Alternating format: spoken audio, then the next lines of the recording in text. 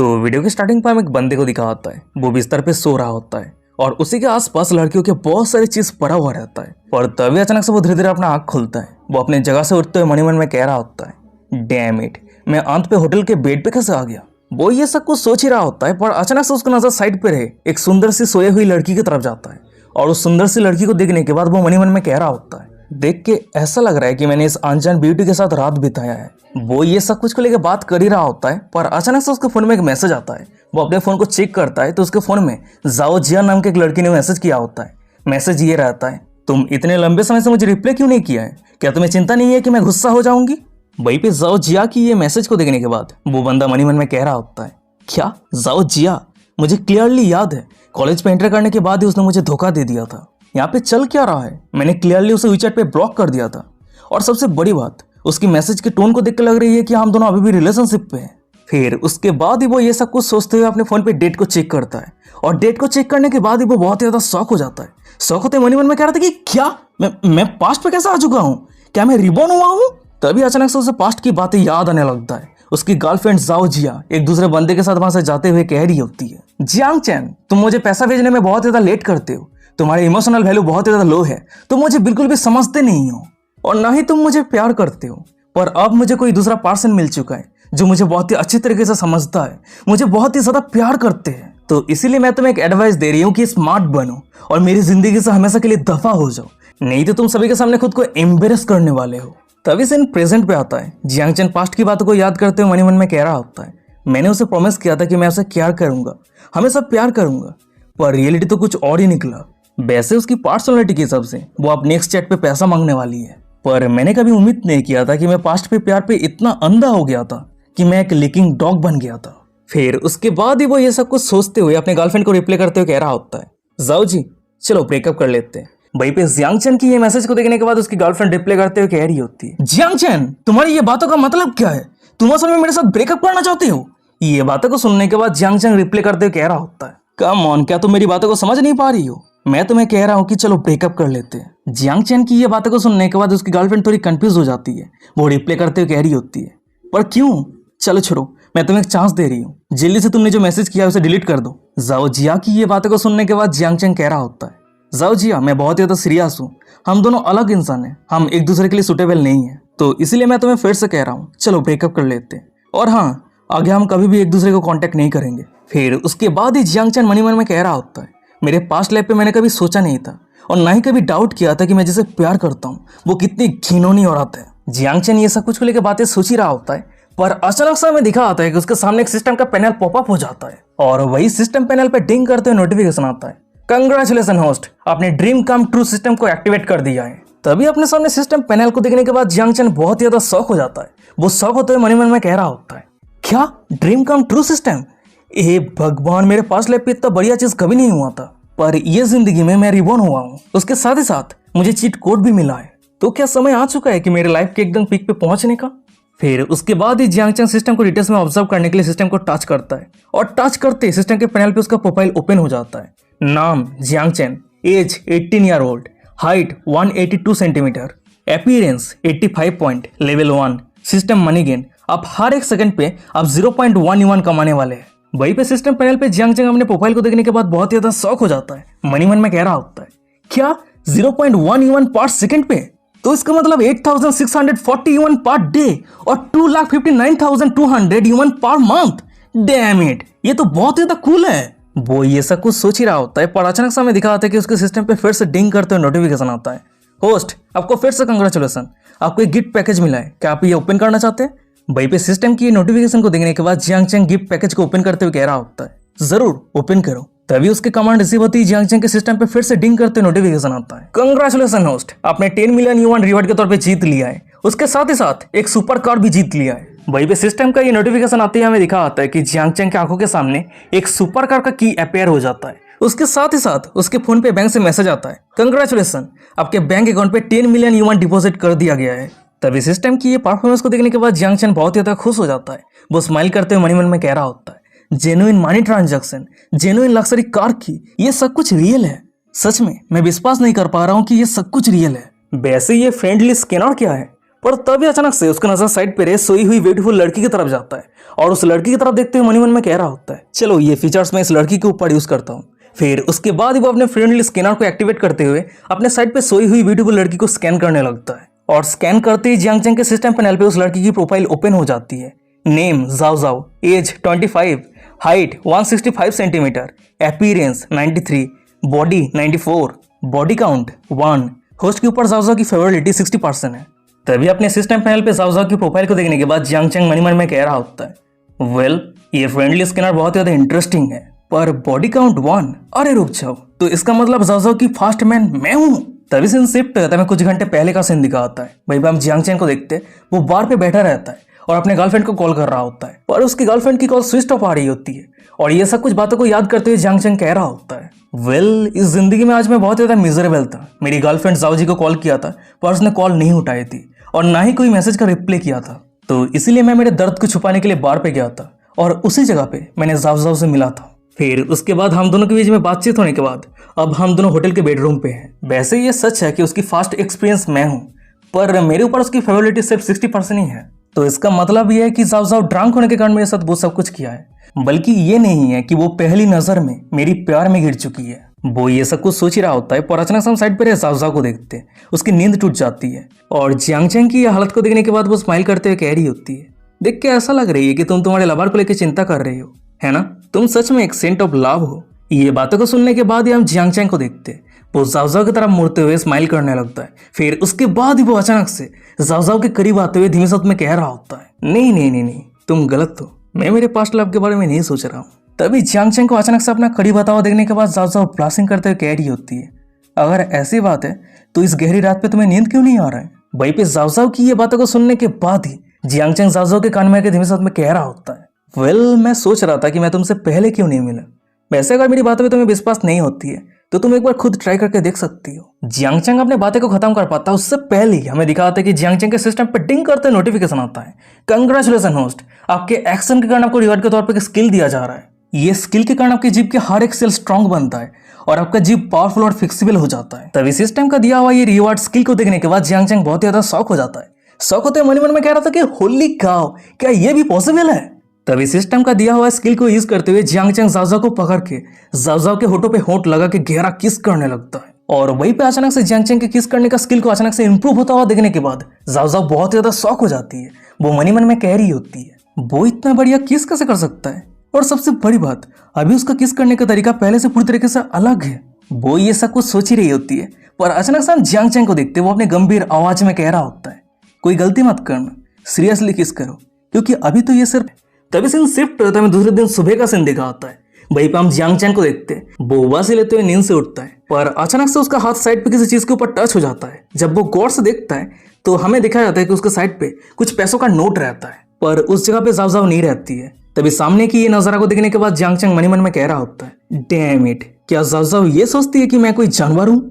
वो ये सब कुछ सोच ही रहा होता है, पर अचानक से उसका नजर पैसों के साइड पे एक नोट की तरफ जाता है। वो उस नोट को रीड करता है तो वहीं पे जाओ ने जियांग चैंग को थैंक यू किया होता है। तभी ये नोट को रीड करने के बाद जियांग चैंग और भी ज्यादा गुस्सा हो जाता है, मन में कह रहा होता है, सच में ये जाओ बहुत ज्यादा इंटरेस्टिंग वुमेन है, पर ये बहुत ज्यादा दुख की बात है, वो अपनी कोई भी कॉन्टेक्ट इन्फॉर्मेशन छोड़ के नहीं गई है। चलो अभी के लिए ये सब कुछ भूल जाओ। वैसे सिस्टम ने कुछ समय पहले मुझे रिवॉर्ड के तौर पे क्रिटिकल हिट कार्ड दिया था। ये क्रिटिकल हिट कार्ड क्या है? क्या ये हो सकता है कि मैं इस कार्ड को यूज करते हुए और भी ज्यादा पैसा या फिर और भी ज्यादा एक्सपीरियंस कमा सकता हूँ? तभी जियांग चैंग की ये बातों को सुनने के बाद ही सिस्टम जियांग चैंग के डाउट को क्लियर करते हुए कह रहा होता है, अगर आप क्रिटिकल हिट कार्ड को यूज करते हुए लिमिटेड अमाउंट के बीच में कोई भी पैसा खर्चा करते हैं तो आप जितना खर्चा करेंगे उसका कई गुना ज्यादा आपको रिटर्न मिलेगा। आपको 10 गुना भी रिटर्न मिल सकता है, 20 गुना भी रिटर्न मिल सकता है, या फिर उससे भी ज्यादा मिल सकता है। ये सब कुछ आपके लक के ऊपर डिपेंड करता है, पर हाँ आपको मैक्सिमम 50 गुना तक रिटर्न मिल सकता है, इससे ज्यादा नहीं मिलेगा। तभी सिस्टम की नोटिफिकेशन को देखने के बाद जियांग चैंग मन में कह रहा होता है, तो इसका मतलब यह है कि अगर मैं 10 मिलियन का सुपर कार्ड खरीदता हूँ तो मैक्सिमम 50 गुना रिटर्न के तौर पे मेरे बैंक अकाउंट पे 500 मिलियन युआन मिल जाएगा। वेल, अब जब मैं रिबॉर्न हो चुका हूँ और मेरे पास चीट सिस्टम है तो मैं ये सब कुछ वेस्ट नहीं करूंगा। मैं इस जिंदगी में वर्ल्ड फेमस रिचेस्ट मैन बनने वाला हूँ और उसके साथ ही साथ इस दुनिया में अपनी एक अलग कहानी लिखना चाहता हूँ। मेरे फ्यूचर नॉलेज की हिसाब से अभी बहुत सारे बड़े कंपनी इस दुनिया पे अपेयर होने में थोड़ा बहुत टाइम बचा हुआ है और यही टाइम का फायदा उठाते हुए मैं मेरे खुद का एक लार्जेस्ट एम्पायर खड़ा करने वाला हूँ। वैसे जब तक मैं बैंक से लोन नहीं लेता हूँ तब तक मैं मेरे वेल्थ को यूज करके सभी को मैनिपुलेट करना बहुत ही ज्यादा आसान है। फिर उसके बाद ही जियांग चेंग ये सब कुछ सोचते हुए होटल से बाहर आ जाता है और सिस्टम का दिया हुआ सुपर कार को राइड करने के लिए अपने कार के सामने आ जाता है। पर तभी अचानक समय दिखा आता है कि उसके कार के सामने ऑलरेडी एक सुंदर सी लड़की बैठी रहती है।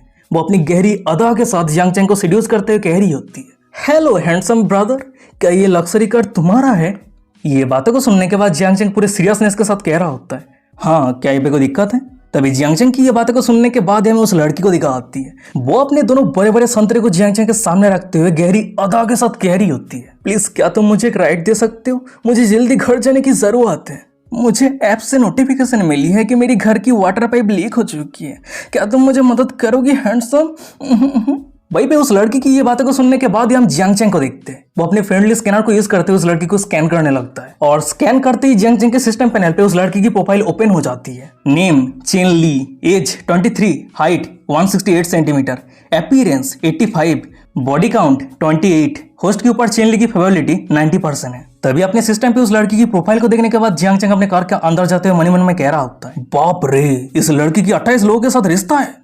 और सबसे बड़ी बात, हम दोनों अभी मिले हैं तो मेरे ऊपर उसकी फेवरिटी 90% कैसे हो सकती है? सच में एकदम अंदर से सरा हुआ है। फिर उसके बाद ही जियांग चेंग वहां से जाते हुए वो लड़की चेन ली को कह रहा होता है, माफ करना, जो 28 लोगों के साथ रिश्ता रखती है वो लड़की मेरी कप ऑफ टी नहीं है। उसके बाद ही वो अपने कार को तेजी के रफ्तार के साथ ड्राइव करते हुए वहां से चला जाता है और वही पीछे में चेन ली को दिखाती है। वो जियांग चेंग की बातों को सुनने के बाद बहुत ही ज्यादा शौक रहती है। दांत पीसते हुए मन में कह रही होती है, क्या उसे कैसे पता है कि मेरे पास 28 बॉयफ्रेंड है?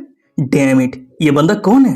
फिर उसके बाद ही वो उदास होते हुए वहां से जाने लगती है। जाते हुए खुद ही खुद से कह रही होती है, इस तरह के रिच और हैंडसम बंदे को हर दिन देखने को नहीं मिलता है। वो ये सब कुछ सोचते हुए वहां से जा ही रही होती है, पर अचानक से हम साइड पर एक बुड्ढे को देखते हैं। वो उस लड़की को रोकते हुए कह रहा होता है, यंग लेडी, मैंने अभी भी सुना कि तुम्हारी पाइप पे लीक हो चुकी है। मैं एक प्रोफेशनल पाइप मेंटेनेंस हूँ और मेरे पास 30 सालों का एक्सपीरियंस है। अगर वो हैंडसम गाय आपकी लीक पाइप को फिक्स नहीं कर सकता है तो मैं कर सकता हूँ। तभी उस बुड्ढे की ये बातों को सुनने के बाद वो लड़की बहुत ही ज्यादा शॉक हो जाती है, एम्बेरस हो जाती है। वो चिल्लाते हुए कह रही होती है, छे, तो तुम ओल्ड मैन कितना डिस्गस्टिंग हो। वहीं पे उस लड़की की ये बातों को सुनने के बाद वो बुड्ढा बहुत ही ज्यादा कंफ्यूज हो जाता है। वो कंफ्यूज होते हुए कह रहा होता है, अरे रुक जाइए, अगर वो यंग बॉय आपकी लीक पाइप को फिक्स कर सकती है तो मैं प्रोफेशनल लाइसेंस होल्ड करने वाले फिक्स क्यों नहीं कर सकता हूँ? उस बुड्ढे की ये बातों को सुनने के बाद वो लड़की और भी ज्यादा गुस्सा हो जाती है। वो वहां से जाने लगती है, दांत पीसते हुए कह रही होती है, हे भगवान, आज मुझे किस तरह के लोगों से मुलाकात हो रही है? और वही पीछे में उस बुड्ढे को दिखाता है। वो बहुत ज्यादा कंफ्यूज रहता है। उसे समझ में नहीं आ रहा होता है कि उसने क्या कह दिया है जिसके कारण वो लड़की इतना गुस्सा हो गई है। पर तभी अचानक समय साइड पर एक बंदे को दिखाता है। वो हंस रहा होता है और उस बंदे को हंसता हुआ देखने के बाद वो बुड्ढा कंफ्यूज होते हुए कह रहा होता है, हे तुम हंस क्यों रहे हो? ये इतना फनी क्या है?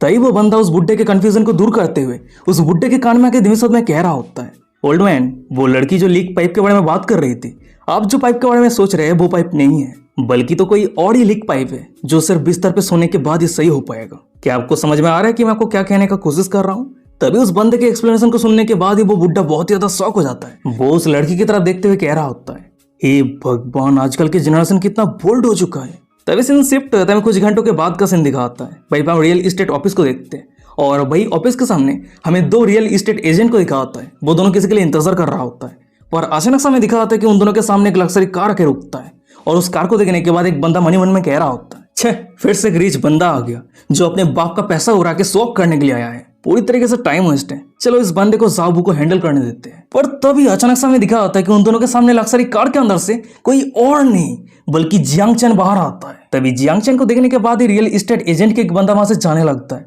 और उसे जाता हुआ देखने के बाद वो लड़की धीमे शब्द में कह रही होती है, ब्रदर, इस फील्ड पे मैंने पहले कभी भी काम नहीं किया है, पर आप उम्मीद कर रहे हैं कि मैं अकेला ये सब कुछ हैंडल करूं? उस लड़की की ये बातों को सुनने के बाद वो बंदा धीमे शब्द में रिप्लाई करते हुए कह रहा होता है, तुम इससे पहले बहुत बार प्रैक्टिस किया है तो चिंता मत करो, सिर्फ ट्रेनिंग को फॉलो करो, सब कुछ सही हो जाएगा। फिर उसके बाद ही वो बंदा वहां से चला जाता है। तभी उस बंदे के वहां से जाने के बाद ही हम वो लड़की जाओबू को देखते हैं। वो जियांग चेन के सामने आ जाती है और जियांग चेन को पोलाइटली ग्रीट करते हुए कह रही होती है, वेलकम सर, मैं रियल इस्टेट के एजेंट हूँ जाओबू, मैं आज आपको कैसे मदद कर सकती हूँ? ये बातों को सुनने के बाद जियांग चेन कह रहा होता है, वेल, मुझे कुछ अप्रोप्रिएट प्रॉपर्टी दिखाओ। ये बातों को सुनने के बाद जाओबू कह रही होती है, अच्छा ठीक है, कोई दिक्कत नहीं है, पर उससे पहले क्या आप मुझे बता सकते हैं कि आपका अप्रोक्सीमेट बजट कितना है?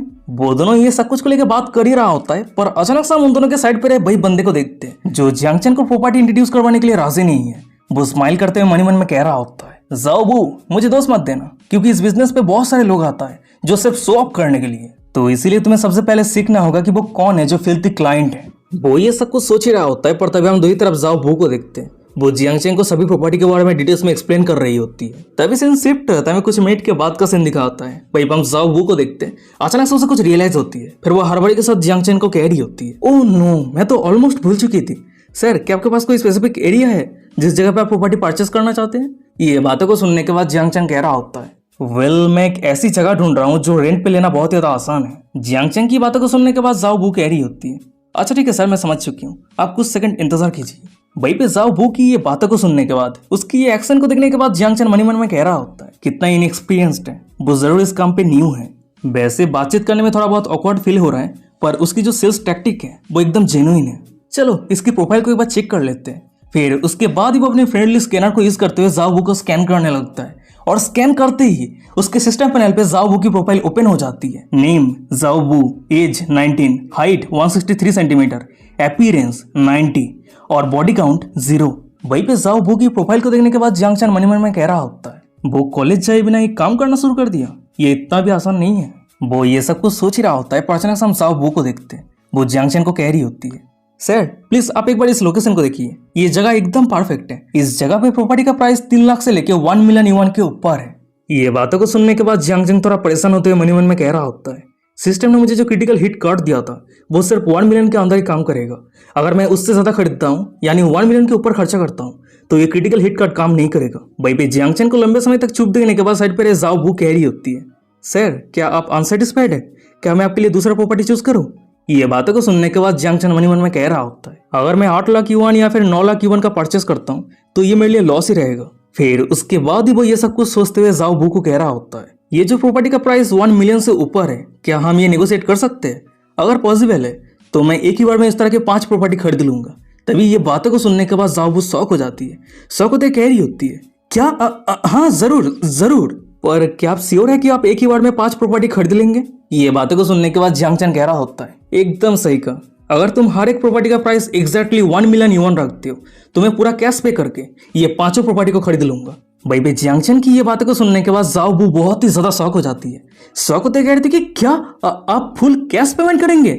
जियांगचेंग कह रहा होता है, एकदम सही कहा, मैं फुल कैश पेमेंट करना चाहता हूँ और मेरे रेंटल मैनेजमेंट के लिए मैं तुम्हें हायर करना चाहता हूँ। ये बातों को सुनने के बाद जाओ बू बहुत ही ज्यादा खुश हो जाती है। मनी मन में कह रही होती है, अगर ये सच है तो सेल्स और रेंटल के लिए मुझे बहुत ही अच्छा खासा कमीशन मिल जाएगी। हे भगवान, ये तो बहुत ही बढ़िया डील है। और वही उन दोनों से दूर में वही बंदे को दिखा होता है जो जियांगचेंग को प्रॉपर्टी इंट्रोड्यूस करवाने के लिए राजी नहीं था। वो उन दोनों के हर एक बातचीत को सुनता है और सुनने के बाद बहुत ही ज्यादा शॉक हो जाता है। मनी मन में कह रहा था कि क्या वो रिच बंदा सच में एक ही बार में 5 प्रॉपर्टी खरीदने जा रहा है?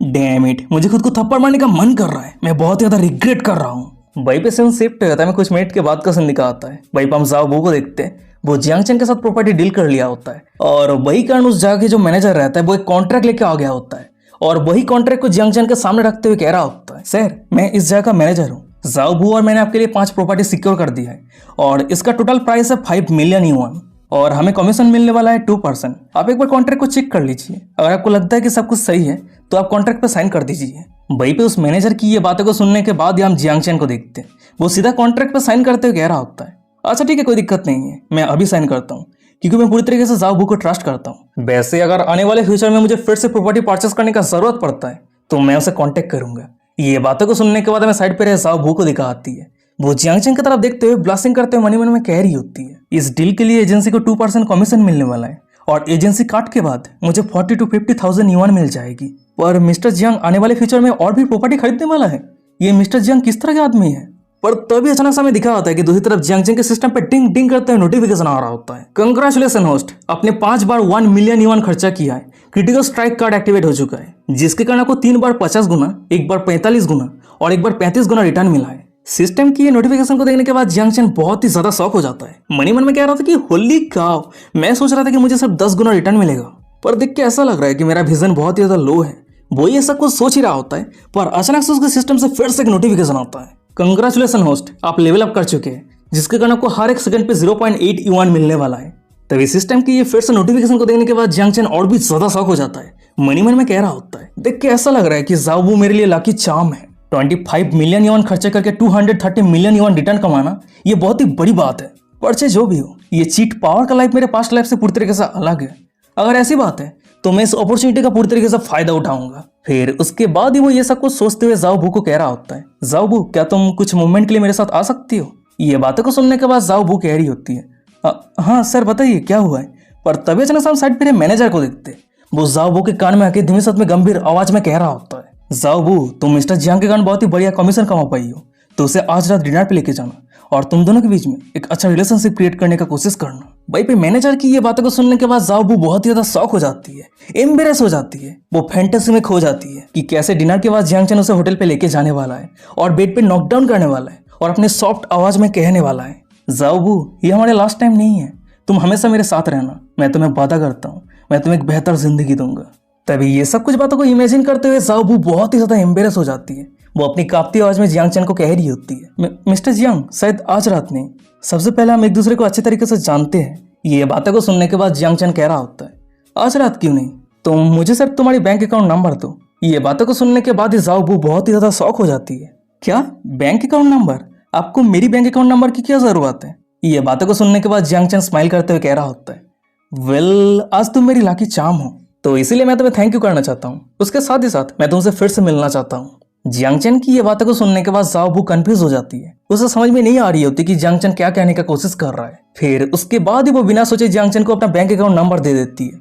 तभी सीन शिफ्ट हो जाता है। कुछ सेकंड के बाद का सीन दिखाता है। अचानक से जाओ बू के फोन में बैंक से मैसेज आता है, कंग्रेचुलेसन आपके बैंक अकाउंट पे 35,000 युआन डिपॉजिट कर दिया गया है। ये मैसेज को देखने के बाद जाओ बू तो बहुत ज्यादा शॉक हो जाती है और वही सामने में जियांग चैन को दिखाता है। वो स्माइल करते हुए मन में कह रहा होता है, मैंने अभी 200 मिलियन युआन कमाया है, तो जाओ बू को सिर्फ 35,000 युआन देके उसकी ट्रस्ट को गेन करना ये कोई बड़ी बात नहीं है।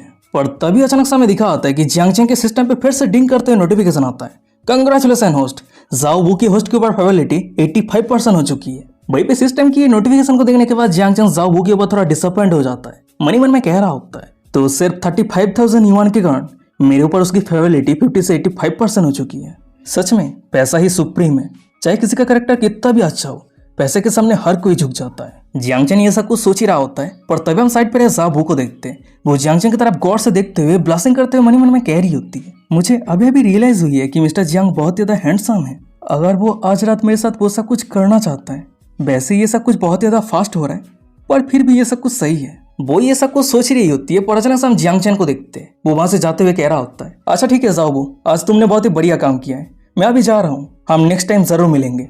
तभी जियांग चैन को वहां से जाता हुआ देखने के बाद हम जाओ बू को देखते हैं।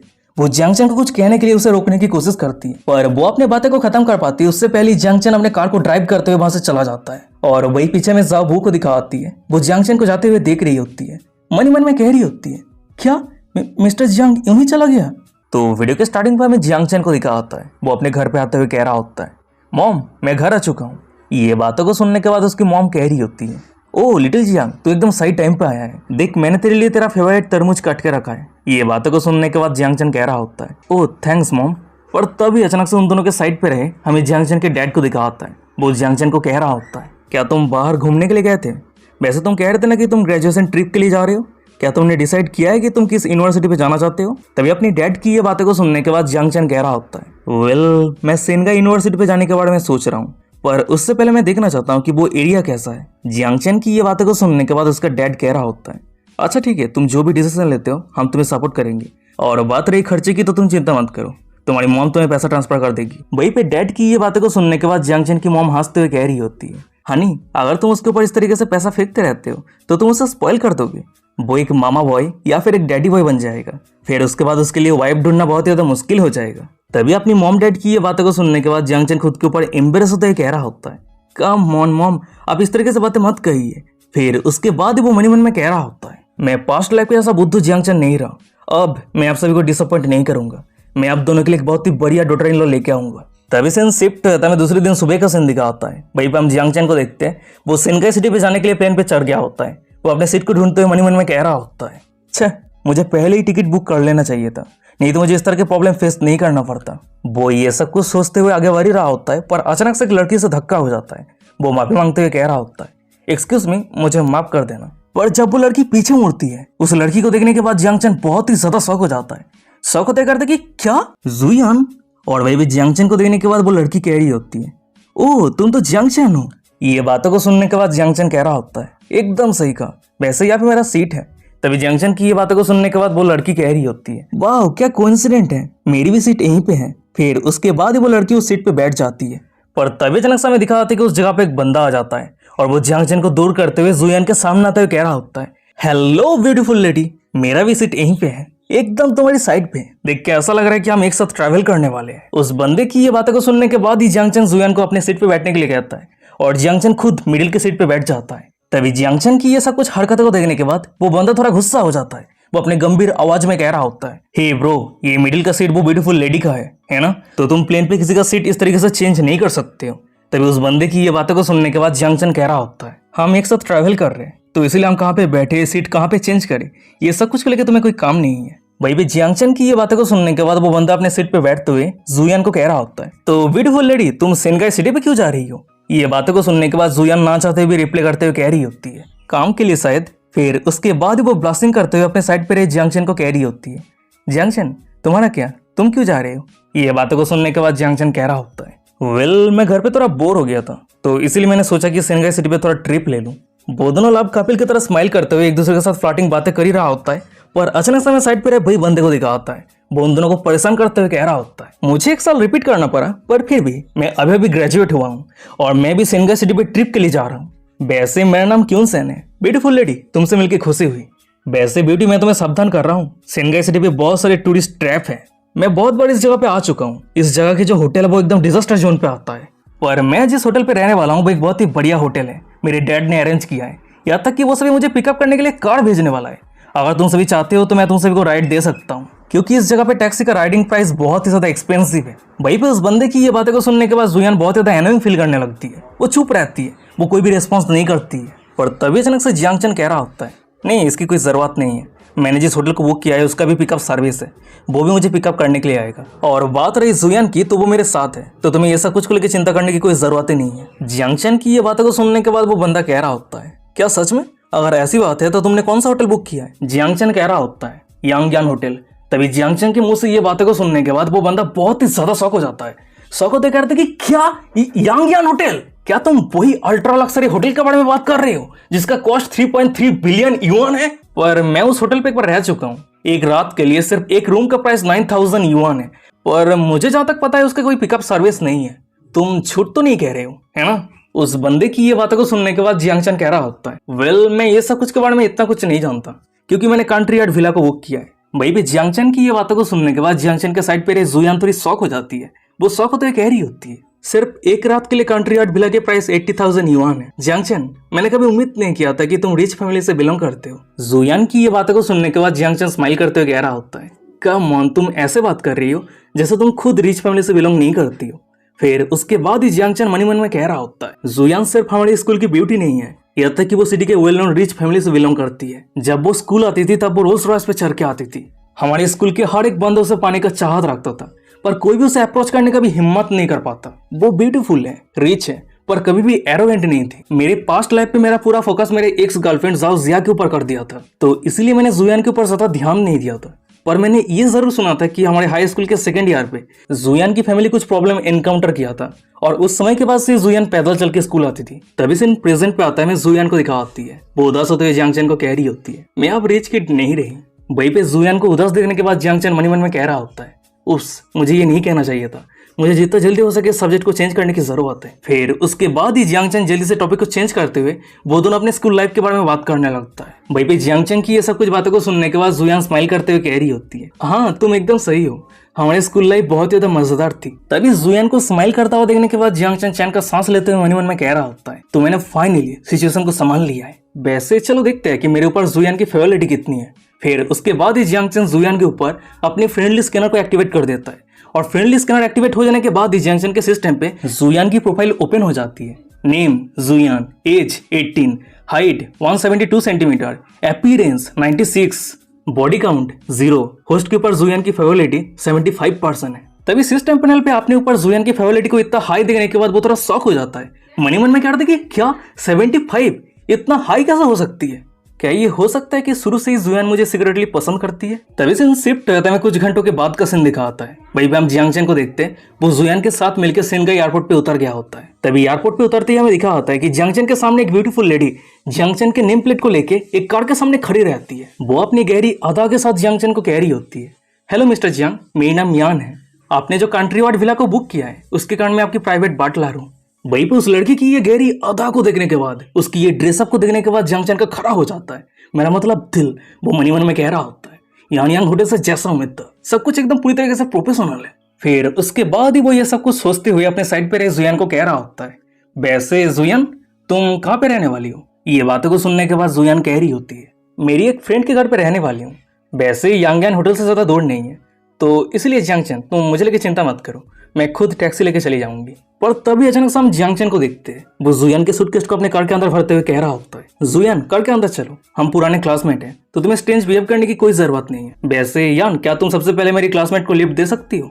ये बातों को सुनने के बाद जियांगचन के बाटलर कह रही होती है, हाँ जरूर, कोई दिक्कत नहीं है। फिर उसके बाद ही वो तीनों कार को ड्राइव करते हुए जुयान की डेस्टिनेशन की तरफ जाने लगती है। पर तभी अचानक से हमें दिखा आता है कि उन तीनों के कार के पीछे वही बंदा रहता है जो प्लेन के अंदर जुयान और जियांगचन को परेशान कर रहा था। वो मनी मन में कह रहा होता है, क्या ये बंदा रियल है? मैं उम्मीद करता हूँ कि ये सुंदर सी लड़की उस बंदे की ट्रिक पे ना गिर जाए। अगर वो बंदा इस लड़की को ड्रग्स देके वो सब कुछ करता है तो इस लड़की की सुंदरता सब कुछ बर्बाद हो जाएगी। नहीं, चाहे कुछ भी हो जाए, मुझे उस लड़की को बचाना ही होगा। तो शायद हो सकता है कि उसे बचाने के कारण वो बाद में मेरी प्यार में गिर जाए। तभी से शिफ्ट में आधा घंटे के बाद का सीन दिखा आता है। वहीं पे हम जियांगचन को देखते हैं, वो जुयान को अपने डेस्टिनेशन पे पहुंचा दिया होता है। जुयान कार से बाहर आते हुए कह रही होती है, जियांगचन मैं बहुत ज्यादा खुश हूँ कि मैं तुमसे मिली। अगर तुम बुरा ना मानो तो चलो एक दूसरे को WeChat पे ऐड करते हैं, मैं तुम्हें बाद में मिल ट्रीट करूंगी। जुयान की ये बातों को सुनने के बाद जियांगचन कह रहा होता है, हाँ जरूर, कोई दिक्कत नहीं है, वैसे तुमने ये खुद कहा है तो भूल मत जाना। ये बातों को सुनने के बाद जुयान कह रही होती है, कम ऑन, ये कैसे हो सकती है?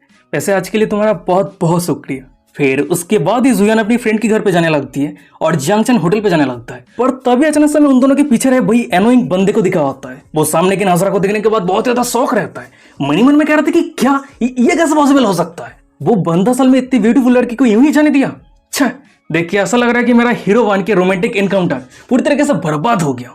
तभी से शिफ्ट में 1 घंटे के बाद का सीन दिखा आता है। जियांगचन अपना बुक किया हुआ कंट्री वार्ड विला पे आ गया होता है। वो सामने के नजारा को देखते हुए मनी मन में कह रहा होता है, बुरा नहीं है, यांगयान होटल के कंट्री वार्ड विला से जैसा उम्मीद था, मैंने जितना सारा पैसा खर्चा किया है सब कुछ उड़ती है। वो ये सब कुछ सोच ही रहा होता है, पर अचानक से हम जियांगचन के प्राइवेट बाटलर यान को देखते हैं।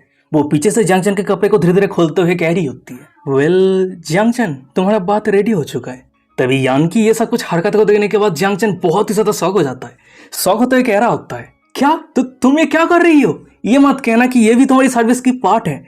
ये बातों को सुनने के बाद यान कह रही होती है, जरूर, तुम्हें नहाने के लिए मदद करना ये मेरी सर्विस की पार्ट है, पर बात रही तुम्हारे अंडरवेयर की तो ये तुम्हें खुद हैंडल करना होगा। फिर उसके बाद ही जियांगचन नहाने के लिए अपने सभी कपड़े को खोल के पानी में उतर गया होता है और वही साइड पे हमें यान को दिखा होती है। वो कुछ ग्लव्स पहनते हुए कह रही होती है, जियांगचन तुम्हें क्लीन करना ये मेरी सर्विस की पार्ट है। फिर उसके बाद ही हम यान को देखते हैं, वो धीरे धीरे जियांगचन के पूरे शरीर को क्लीन करने लगती है और वहीं पे यान की ये सब कुछ हरकतों को देखने के बाद जियांगचन बहुत ज्यादा एक्साइटेड हो जाता है। मनी मन में कह रहा होता है, डैम इट, ये फीलिंग्स बहुत ज्यादा अमेजिंग है, मैं बहुत ज्यादा एक्साइटेड हो रहा हूँ, पर मुझे कंट्रोल करना ही होगा। वैसे अगर मैं करीब से देखूं तो यान सच में बहुत ज्यादा अट्रैक्टिव है। फिर उसके बाद ही जियांगचन ये सब कुछ सोचते हुए अपनी फैंटेसी में खो जाती है कि कैसे यान जियांगचन को एक स्पेशल सर्विस देने वाली है। ये सब कुछ फैंटेसी को याद करते हुए जियांगचन बहुत ज्यादा एक्साइटेड हो जाता है। और तभी अचानक से हम यान को देखते हैं, वो जियांगचन को होश पे लाते हुए कह रही होती है, जियांगचन तुम्हारी बॉडी बहुत ज्यादा वार्म महसूस हो रही है, क्या पानी थोड़ा गर्म हो चुका है?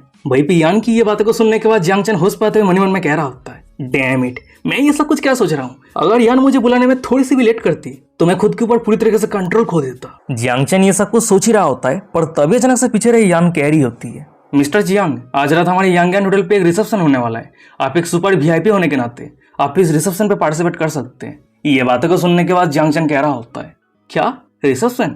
किस तरह का रिसेप्शन? वहीं पे यान कह रही होती है, हमारे होटल के एक प्लेटिनम गेस्ट ने इसे ऑर्गेनाइज किया है और इस रिसेप्शन पे मेनली कुछ ज्वेलरी को लेकर ऑक्शन होने वाला है। यान की ये बातों को सुनने के बाद जियांगचन कह रहा होता है, अच्छा ठीक है, अगर ऐसी बात है तो मैं जरूर जाऊंगा।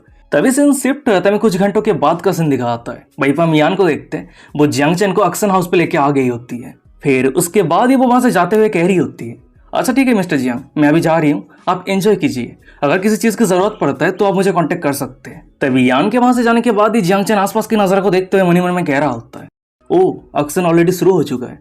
वैसे आसपास की नज़ारा बहुत ही ज्यादा लाभली है। फिर उसके बाद ही वो ये सब कुछ सोचते हुए उसी जगह पे आ जाता है जिस जगह पे एक्शन हो रहा होता है।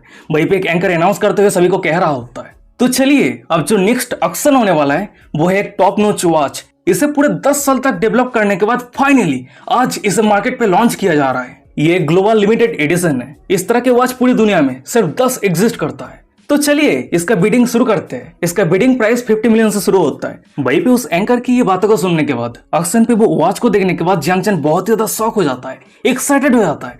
मनी मन में कह रहा था कि क्या इस वॉच का प्राइस अभी सिर्फ 15 मिलियन है? क्योंकि मुझे जहां तक पता है सिर्फ 3 सालों के अंदर इसका मार्केट प्राइस 30 मिलियन से भी ज्यादा हो जाएगा। फिर उसके बाद ही वो ये सब कुछ सोचते हुए उस वॉच को पाने के लिए 15.5 मिलियन युआन का बीट लगा दिया होता है। पर तभी एक दूसरा बंदा बीट लगाते हुए कह रहा होता है, मैं 16 मिलियन युआन का बीट लगाता हूँ। वहीं पे दूसरे को बीट लगाता हुआ देखने के बाद भी जियांग चैन नहीं रुकता है, वो कंटिन्यूअसली बीट लगाने लगता है। तभी जियांग चैन को इतना हाई अमाउंट का बीट लगाता हुआ देखने के बाद वहीं पे जितने सारे लोग थे वो सभी बहुत ही ज्यादा शॉक हो जाता है। वो सभी अपना अपना बातें करने लगता है। वहीं पे एक बंदा कह रहा होता है, होली काउ, ये बंदा कौन है? सिर्फ एक वॉच के लिए 18 मिलियन युआन खर्चा कर रहा है। और वही दूसरी तरफ हमें दिखा आता है कि जियांग चैन की 18 मिलियन बीटिंग के बाद और कोई भी उस वॉच के ऊपर बीट नहीं लगाता है। ये देखने के बाद स्टेज के ऊपर है वो एंकर अनाउंस करते हुए कह रहा होता है, 18 million once, 18 million twist, 18 million 3 times sold. Congratulation बेटा 35, आप इस आइटम को जीत चुके हैं। तभी से शिफ्ट होता है, दूसरी तरफ दिखा होता है कि दो rich second generation young master Jiang Chen के सामने आते हुए कह रहा होता है, हे बड़ी, हेलो, मेरा नाम क्यून फेन है और मेरे दोस्त का नाम वांगजेन है। असल में इस वॉच को पाने के लिए तुम्हारे साथ जो कॉम्पीट कर रहा था वो मैं था। वैसे मैं देख सकता हूँ कि ब्रदर जियांग इस वॉच को बहुत ज्यादा पसंद करने लगा है। क्या ब्रदर जियांग लक्सरी वॉच को लेकर बहुत ज्यादा इंटरेस्ट रखता है? ये बातों को सुनने के बाद जियांग चैन कह रहा होता है, वेल, मैं ये नहीं कहूंगा कि मुझे इंटरेस्ट है या फिर पसंद है, या तक कि मैं इस तरह के वॉच तो पहली बार खरीद रहा हूँ। मैं सिर्फ कुछ नया ट्राई करना चाहता हूँ। जियांग चैन की ये बातों को सुनने के बाद क्यून फैन बहुत ज्यादा शॉक हो जाता है। वो हंसते हुए कह रहा होता है, डैम इट, ब्रदर जियांग सच में बहुत ज्यादा एक्स्ट्राऑर्डिनरी है। वैसे मैंने ब्रदर जियांग को इस तरह की जगह पे पहले कभी नहीं देखा है। तुम बहुत ज्यादा अनफेमिलियर लग रही हो। ये बातों को सुनने के बाद जियांग चैन कह रहा होता है, वेल, मैं कल ही सिनगाई सिटी पे आया हूँ यूनिवर्सिटी पे ज्वाइन होने के लिए, तो ये नॉर्मल सी बात है कि तुमने मुझे पहले कभी नहीं देखा है। तभी जियांग चैन की ये बातों को सुनने के बाद क्यून फैन और भी ज्यादा शौक हो जाता है। वो शौक होते हुए कह रहा होता है, क्या तुम यूनिवर्सिटी स्टूडेंट हो? इसका मतलब तुम्हारी उम्र सिर्फ 18 साल है? डैम इट, ये तो और भी ज्यादा शॉकिंग है। मैं तो तुम्हारी उम्र पे तुम्हारे जैसा इस तरह के एक्स्ट्रा ऑर्डिनरी एक्शन लेने के बारे में कभी हिम्मत भी नहीं कर पाता। पर चाहे जो भी हो ब्रदर जियांग, अगर फ्यूचर में टाइम मिलता है तो हम जरूर एक साथ घूमेंगे। ये बातों को सुनने के बाद जियांग चैन कह रहा होता है, हाँ जरूर, कोई दिक्कत नहीं है। फिर उसके बाद ही वांगजेन और क्यून फैन जियांग चैन से बात करने के बाद वहां से चला जाता है। तभी उन दोनों के वहां से जाने के बाद ये अचानक से हमें दिखा आता है कि जियांग चैन के सिस्टम पे डिंग करते हुए नोटिफिकेशन आता है, कंग्रेचुलेशन होस्ट, आप लेवल अप कर चुके हैं। अब जब तक इस दुनिया पे एग्जिस्ट करते हैं तब तक आप हर एक सेकंड पे 1 युआन कमाने वाले हैं। वहीं पे सिस्टम की नोटिफिकेशन को देखने के बाद जियांग चैन मनी मन में कह रहा होता है, अब लेवल अप होने के बाद मेरा मंथली इनकम 2.59 मिलियन युआन हो चुका है और सालों का इनकम 30 मिलियन युआन हो चुका है। वैसे ऑर्डिनरी लोगों के लिए ये एक बहुत ही ह्यूज अमाउंट है, पर मेरे फ्यूचर प्लान के हिसाब से ये अमाउंट सिर्फ एक धूल के बराबर है। जियांग चैन ये सब कुछ सोचते हुए आगे जा ही रहा होता है, पर अचानक से उसका नजर साइड पे जाता है। वो साइड पे किसी को देखने के बाद बहुत ज्यादा शौक हो जाता है। शौक होते करते कि क्या जाओ जाओ।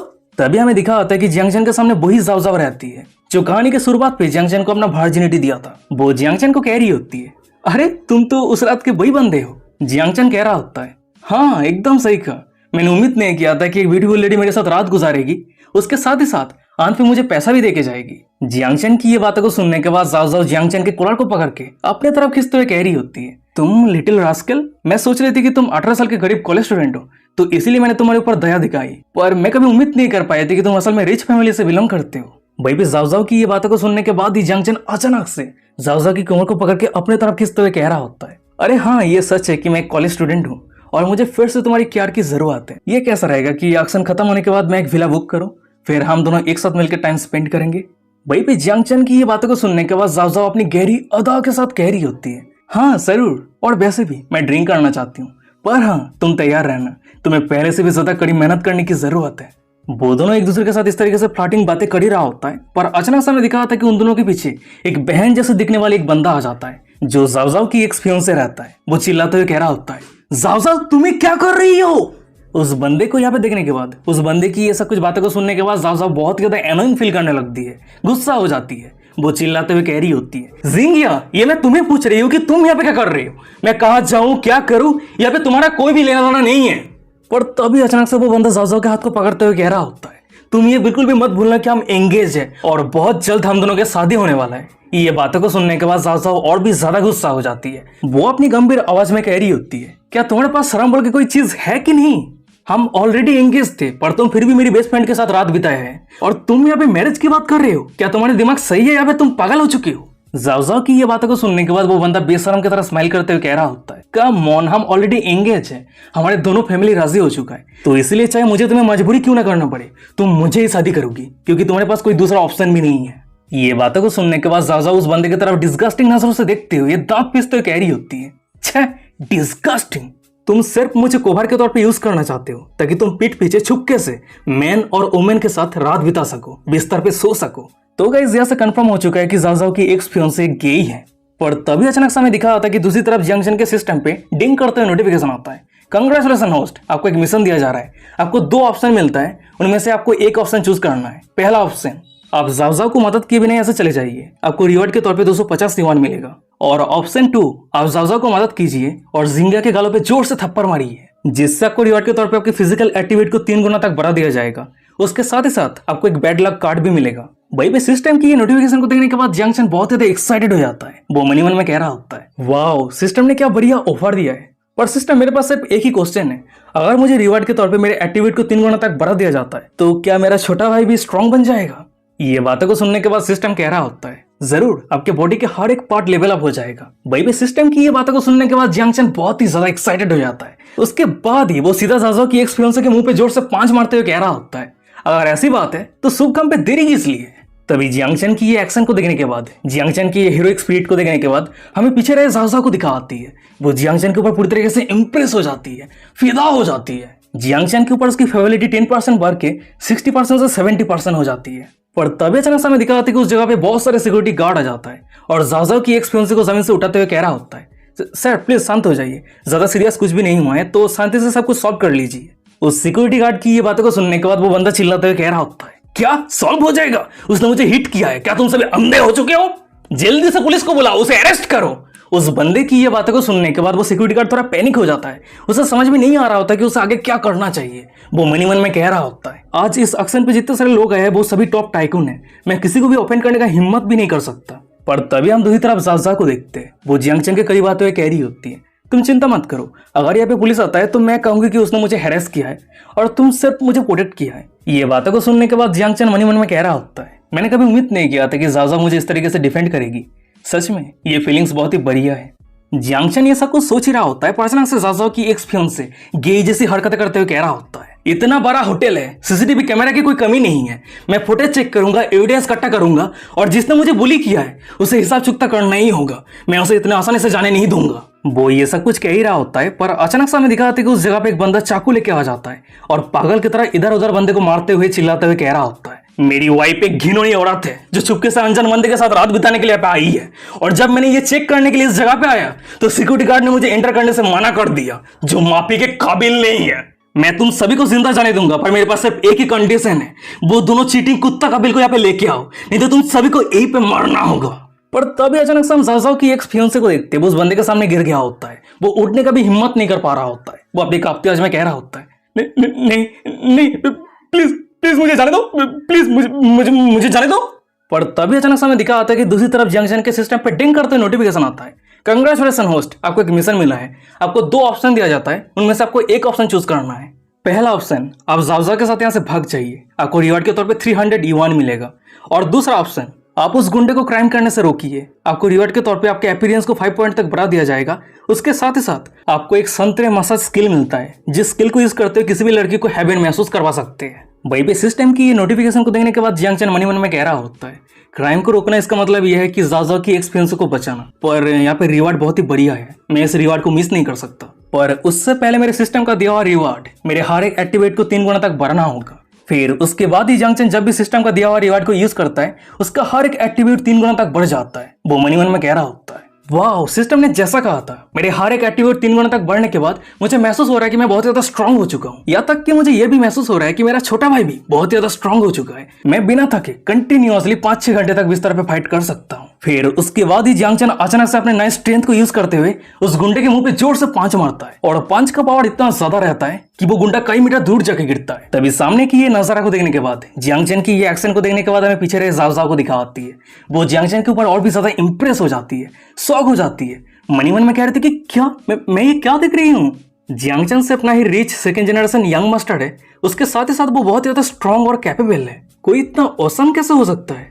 और वही साइड पे हमें बहन जैसे दिखने वाली जाओ की एक्स फियांसे को दिखा आता है। वो गेई जैसी हरकतें करते हुए कह रहा होता है, हे भगवान, यहाँ पे चल क्या रहा है, ये बंदा इतना स्ट्रांग कैसा हो सकता है। तो वीडियो के स्टार्टिंग पे हमें जियांग चैन को दिखा आता है। वो उस गुंडे को एक बहुत ही बढ़िया पांच देने के बाद पूरे स्वैग के साथ खड़ा रहता है। पर तभी अचानक से उसके पीछे जितने सारे लोग रहता है, वो सभी जियांग चैन के एक्शन को देखने के बाद ताली मारते हुए कह रहा होता है, वाह, ये बंदा कितना अमेजिंग है, सिर्फ 2 मूव यूज करते हुए उस गुंडे को पूरी तरीके से टेक डाउन कर दिया है। सच में ये यंग मैन बहुत ज्यादा ब्रेव है। तभी सीन शिफ्ट होता है, कुछ मिनट के बाद का सीन दिखा आता है। उस जगह पे पुलिस आ जाता है और उस गुंडे को वहीं से लेके जाने लगता है। पर तभी हम वो सभी पुलिस के कैप्टन को देखते हैं। वो जियांग चैन के सामने आके जियांग चैन के कंधे को थपथपाते हुए कह रहा होता है, यंग मैन, तुम आगे आके उस गुंडे को रोका, इसके लिए तुम्हारा बहुत बहुत शुक्रिया। नहीं तो पता नहीं इसका परिणाम क्या होता, कितने सारे लोग अपना जिंदगी खो देता। वो ये सब कुछ कह ही रहा होता है, पर अचानक से हमें दिखाता है कि उन दोनों के बीच में वो बहन जैसी दिखने वाली जाओ की एक्स फियांसे आ जाता है। उसके बाद वो जियांग चैन की तरफ इशारा करते हुए पुलिस ऑफिसर को कह रहा होता है, ऑफिसर, मैं क्राइम रिपोर्ट करना चाहता हूँ। इस बंदे ने मुझे ह्यूमिलेट किया है और यहाँ पे जितने सारे लोग हैं वो सभी ने देखा है। उसकी ये बातों को सुनने के बाद पुलिस ऑफिसर अपने पीछे रहे जितने सारे लोग रहता है वो सभी को पूछते हुए कह रहा होता है, एक्सक्यूज मी, क्या आप सभी ने देखा है कि इस आदमी को हैरास किया गया है। वहीं पे पुलिस ऑफिसर की ये बातों को सुनने के बाद जाओ आगे आते हुए कह रही होती है, ऑफिसर, ऐसा कुछ भी नहीं हुआ है, वो बंदा मैरिज के नाम पे मुझे स्कैम करने का कोशिश कर रहा था। फिर उसके बाद हम जाओ को देखते हैं, जो कुछ भी मामला है वो सब कुछ धीरे धीरे पुलिस ऑफिसर को डिटेल्स में एक्सप्लेन कर देती है। और तभी अचानक से हमें दिखा आता है कि जियांग चैन के सिस्टम पे डिंग करते नोटिफिकेशन आता है, कंग्रेचुलेशन होस्ट, आपके ऊपर जाओ की फेबिलिटी बढ़ के 90% हो चुकी है। तभी सिस्टम की ये नोटिफिकेशन को देखने के बाद जियांग चैन मनी मन में कह रहा होता है, मेरे ऊपर जाओ की फेबिलिटी 90% हो चुकी है, इसका मतलब यह है कि वो मेरे ऊपर पूरी तरीके से प्यार में गिर चुकी है। जियांग चैन ये सब कुछ सोच ही रहा होता है, पर तभी हम सामने रहे जाओ को देखते हैं। वो पुलिस ऑफिसर को सब कुछ एक्सप्लेन करने के बाद थोड़ी इमोशनल हो जाती है और ये देखने के बाद जियांग चैन जाओ को अपने तरफ खींचते हुए हग करते हुए कह रहा होता है, चिंता मत करो, मैं यहाँ पे हूं ना, मेरे रहते हुए वो उसका अम्बक तुम्हें फिर से कभी बुली नहीं कर पाएगा। तभी उन दोनों के साइड पर हमें पुलिस ऑफिसर को दिखा होता है। वो जाओ की सभी एक्सप्लेनेशन को सुनने के बाद जाओ की एक्स फियांसे को कह रहा होता है, देख कैसा लग रहा है कि यहाँ पे कुछ मिसअंडरस्टैंडिंग हुआ है, तो इसीलिए मैं आपको सजेस्ट करता हूँ कि आप दोनों बैठ के बात करके प्रॉब्लम को सॉल्व कर लीजिए। वहीं पे पुलिस ऑफिसर की ये बातों को सुनने के बाद जाओ की एक्स फियांसे चिल्लाते हुए कह रहा होता है, क्या मिसअंडरस्टैंडिंग, आपकी बातों का मतलब क्या है, यहाँ पे सीसीटीवी फुटेज है। तभी उसकी ये सब कुछ बातों को सुनने के बाद जियांग चैन बहुत ज्यादा गुस्सा हो जाता है। मनी मन में कह रहा होता है, ये बंदा जाओ को हर्ट किया है पर एक बार माफी भी नहीं मांगा है, पर वो असल में सीसीटीवी फुटेज को चेक करने का बात कर रहा है। देख के ऐसा लग रहा है कि सिस्टम का दिया हुआ बैड लक कार्ड को इस बंदे के ऊपर यूज करना ही होगा। फिर उसके बाद ही वो मनी मन में कह रहा होता है, सिस्टम, जिंगिया के ऊपर बैड लक कार्ड को एक्टिवेट करो। वहीं पे जियांग चैन की ये कमांड रिसीव होती है, हमें दिखा आता है कि जियांग चैन के सिस्टम पे डिंग करते हुए नोटिफिकेशन आता है, कंग्रेचुलेशन होस्ट, जिंगिया के ऊपर बैड लक कार्ड एक्टिवेट हो चुका है। वहीं पे बैड लक कार्ड एक्टिवेट हो जाने के बाद ही हमें दिखा आता है कि जिंगिया के फोन में कॉल आता है। वो अपने फोन को उठाता है तो फोन की दूसरी तरफ से कोई कह रहा होता है, सर, ये एक फ्रॉड अलर्ट है, आपके बैंक अकाउंट से 2 लाख युआन विड्रॉल कर लिया गया है, क्या आप श्योर है कि इस ट्रांजेक्शन को आपने ही किया है। ये बातों को सुनने के बाद जिंगिया कह रहा होता है, नहीं, ये फ्रॉड है, मैं तो अभी दूसरी जगह पे हूँ, मैं अभी तक पैसा विड्रॉल ही नहीं किया है। वो अपनी बातें को खत्म कर पाता उससे पहले हमें दिखा आते कि उस जगह पे हरभरी के साथ एक लड़की आ जाती है। फिर वो चिल्लाते हुए कह रही होती है, सर, लाइसेंस प्लेट नंबर 3838, क्या आपका कार है। एक कार ने एक ट्री को हिट किया था और वो ट्री आपके कार के ऊपर गिर चुका है, जिसके कारण आपका कार पूरी तरीके से क्रैश हो चुका है। उस लड़की की ये बातों को सुनने के बाद जिंगिया बहुत ही ज्यादा शॉक हो जाता है। वो दौड़ के वहां से जाते हुए कह रहा होता है, होली का आवाज, मेरे साथ क्या हो रहा है। तभी जिंगिया के वहां से जाने के बाद हम जियांग चैन को देखते हैं। वो जाओ को वहां से ले जाते हुए कह रहा होता है, तो ये सच है कि जैसा करोगे वैसा भरोगे। अच्छा ठीक है, जाओ चलो चलते हैं। तभी सीन शिफ्ट होता है, कुछ मिनट के बाद का सीन दिखाता है। वहीं पे हम उन दोनों को देखते हैं जो कुछ करने के लिए होटल पे आ गया होता है। जाओ धीरे धीरे जियांग चैन के कपड़े को खोलते हुए कह रही होती है, कम ऑन, तुम्हारी बिग सिस्टर को देखने दो, तुम्हें चोट तो नहीं लगा है ना। ये बातों को सुनने के बाद जियांग चैन कह रहा होता है, उसके जैसा एक लूजर मुझे कभी भी हॉट नहीं कर सकता है। जियांग चैन की ये बातों को सुनने के बाद जाओ कह रही होती है, पर फिर भी तुम तुम्हारी बिग सिस्टर को चेक करने दो, वैसे मेरी फियांसे है, क्या ये जानने के बाद तुम गुस्सा हो। ये बातों को सुनने के बाद जियांग चैन थोड़ा सॉफ्ट आवाज में कह रहा होता है, कम ऑन, ये कैसे हो सकता है, मैं थोड़ा सरप्राइज हो गया था, मैंने उम्मीद नहीं किया था कि तुम्हारी एक्स फियांसे इतना नीच होगा। जियांगचन की ये बातों को सुनने के बाद जाओ कह रही होती है, जब मेरी ग्रैंडफादर बहुत ज्यादा बुखार था तब उस समय जिंगिया के साथ मेरी मैरिज को लेकर बात किया था और मेरी ग्रैंडफादर शांति से अपनी मौत को फेस कर सके, इसलिए मैं इस मैरिज पे राजी हो गई थी। पर मुझे बाद में पता चलती है कि मेरी एक्स फियांसे एक गे ही है। ये बातों को सुनने के बाद जियांगचन कह रहा होता है, तुमने बहुत ही ज्यादा सफर किया है पर तुम चिंता मत करो जाओ, अब से मैं हमेशा तुम्हारे साथ हूँ। वहीं पे जियांगचन की ये बातों को सुनने के बाद जाओ थोड़ी इमोशनल हो जाती है। वो ब्लास्टिंग करते हुए कह रही होती है, जियांगचन क्या तुम सच में माइंड नहीं करते हो? मेरी मतलब क्या तुम मेरे साथ इस तरह की रिलेशनशिप रखना चाहते हो? फिर उसके बाद ही वो मन ही मन में कह रही होती है, जियांगचन मेरी फास्ट मैन है। वैसे उसके ऊपर मेरी जो फीलिंग्स है वो इतना भी डीप नहीं है, पर इस तरह के रिलेशनशिप डेटिंग के मामले में बहुत ज्यादा आसान है। वो ये सब कुछ सोच ही रही होती है पर अचानक से हम जियांगचन को देखते हैं। वो जाजा को पकड़ के अपनी गोद पे बैठा लिया होता है। फिर वो स्माइल करते हुए कह रहा होता है, अरे जरूर ये सब कुछ मैं माइंड नहीं करता हूँ, तुम चिंता मत करो जाजा, मैं तुम्हें वादा करता हूँ मैं तुम्हें हमेशा बहुत ही अच्छी तरीके से ट्रीट करूंगा। जियांगचन की ये बातों को सुनने के बाद जाजा बहुत ही ज्यादा खुश हो जाती है। वो ब्लासिंग करते हुए जियांगचन की तरफ देख रही होती है। फिर उसके बाद ही वो दोनों एक दूसरे को पाने के चाहत में एक दूसरे के कपड़े को धीरे धीरे उतार के एक दूसरे के घने प्रेम में पूरी तरीके से लिप्त हो जाता है और ये प्यार पूरी रात तक चलता है। तभी सीन शिफ्ट होता है, दूसरे दिन सुबह का सीन दिखा होता है। वहीं पे हम दो मिडिल एज वुमेन को देखते हैं। जियांगचन और जाजा जिस रूम पे रात बिताया होता है उस रूम को साफ कर रही होती है। एक वुमेन बिस्तर को साफ करते हुए कह रही होती है, हे भगवान काल रात यहाँ पे क्या हुआ है? ये बातों को सुनने के बाद एक दूसरी वुमेन कह रही होती है, आजकल के बच्चे में सच में बहुत ज्यादा स्टेमिना होता है। उसकी ये बातों को सुनने के बाद वो पहले वाली वुमेन कह रही होती है, वैसे तुम और तुम्हारी ओल्ड मैन बिस्तर पे इस तरह के गड़बड़ी करते हो क्या?